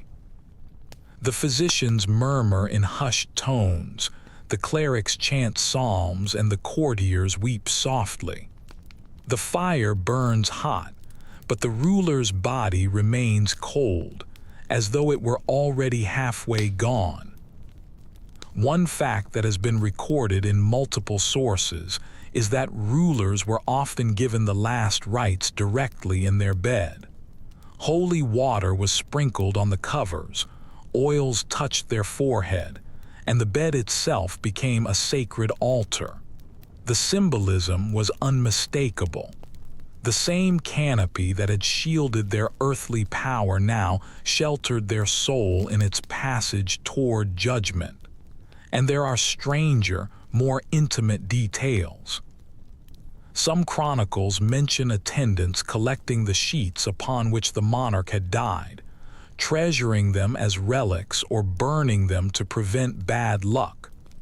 Imagine the eerie quiet as the servants stripped the bed, folding blood-stained or sweat-soaked linen with trembling hands, aware that they were handling a piece of history. Historians remain divided on how theatrical these moments truly were.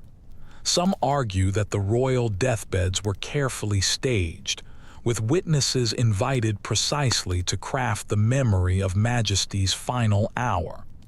Others believe they were more chaotic, filled with fear, confusion, and grief. Perhaps both are true, depending on the ruler, the court, and the season.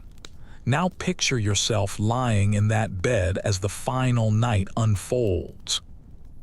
The curtains are drawn wide, your body is swaddled in furs, but you no longer feel their weight. You can see the flicker of the candles through your half-closed eyes. You can hear the murmurs of prayers, and you can smell the sharp tang of incense. The chamber is crowded, yet you feel utterly alone. The winter cold seems almost irrelevant now. The chill comes from within, not from the drafts. Sleep stretches out before you, endless and unavoidable. The sensory atmosphere is profound. The chanting of the psalms reverberates like a lullaby, steady and mournful. The fire hisses, but its sound feels distant, muffled. The air tastes of smoke and wax, heavy on the tongue. Shadows ripple across the walls, shifting like souls. Every sensation seems both sharper and dimmer at once, a paradox of endings. One poignant anecdote tells of Henry IV of England, who collapsed in Westminster Abbey and was carried to a chamber where he lingered in bed for days. The chronicles record courtiers pressing relics into his hands and debating prophecies, even as he struggled to breathe. The bed became not only a deathbed but a stage for politics, as factions jostled for influence all around him. Sleep here was no longer private. It was the hinge between dynasties. Scholars debate whether royal deathbeds offered comfort to the rulers or stripped them of their dignity. Some insist that the rituals, the relics, the prayers, and the crowds soothed the monarchs in their final hours, embedding them in a community of faith. Others argue that the sheer presence of the witnesses turned dying into a performance, depriving the rulers of privacy even at the very end. The truth may never be known, but the tension lingers in every recorded account. Now place yourself once more in that chamber. The cold is biting, but you no longer shiver. Your attendants hold your hands, their palms warm against your fatting skin. You can hear a chaplain's voice reciting softly, his words blending with the crackle of the fire. The curtains around you are not closed, but opened wide, allowing all to see. You are both human and symbol, body and throne, life and memory. Sleep comes slowly, but this time there is no waking. At dawn, when the monarch no longer stirs, the bed is transformed again. The attendants lay the body out with care, draping it in clean linen and placing relics nearby. The curtains are tied back, the chamber heavy with silence. Soon the carpenters will build the bier. Soon the courtiers will file past in their grief. Soon the chroniclers will set their quills to parchment. But for this one moment, the royal bed is still the stage of both nightly and eternal rest. You step out of the chamber, your footsteps echoing down the long corridor, and you realize that the story of royal sleep in winter has carried you from grand beds of state to cramped inner closets, from smoky fires to silken imports, from fearful charms to political theater. It ends here where all beds end, in silence and finality. The royal bed was a place of power, vulnerability, spectacle, and survival. But above all, it was human. Kings and queens shivered, coughed, dreamed, and eventually lay still, just as any person might. Now the castle fades behind you, its cold stone walls vanishing, leaving only the memory of flickering fires, rustling curtains, and whispered prayers. You drift into your own bed, warm in the present, yet carrying the echoes of those distant nights. And as you close your eyes, I will soften the pace, lengthen each breath, and let the imagery dim. The cold stone of the castle becomes a mist. The firs and the fires dissolve into a haze. You are left only with the quiet, the steady rhythm of your own breathing. Whatever struggles pressed upon you today, they can now be set aside. The kings and queens of old endured their winters in fear and ceremony, but you need only sink into comfort. Let your body feel heavier. Let your thoughts drift like smoke from a dying fire. There is nothing more to do, nowhere more to go. The night stretches wide and you are safe within it. Sleep comes gently now, wrapping you not in ermine or silk, but in calm. And in that calm you can rest, sweet dreams.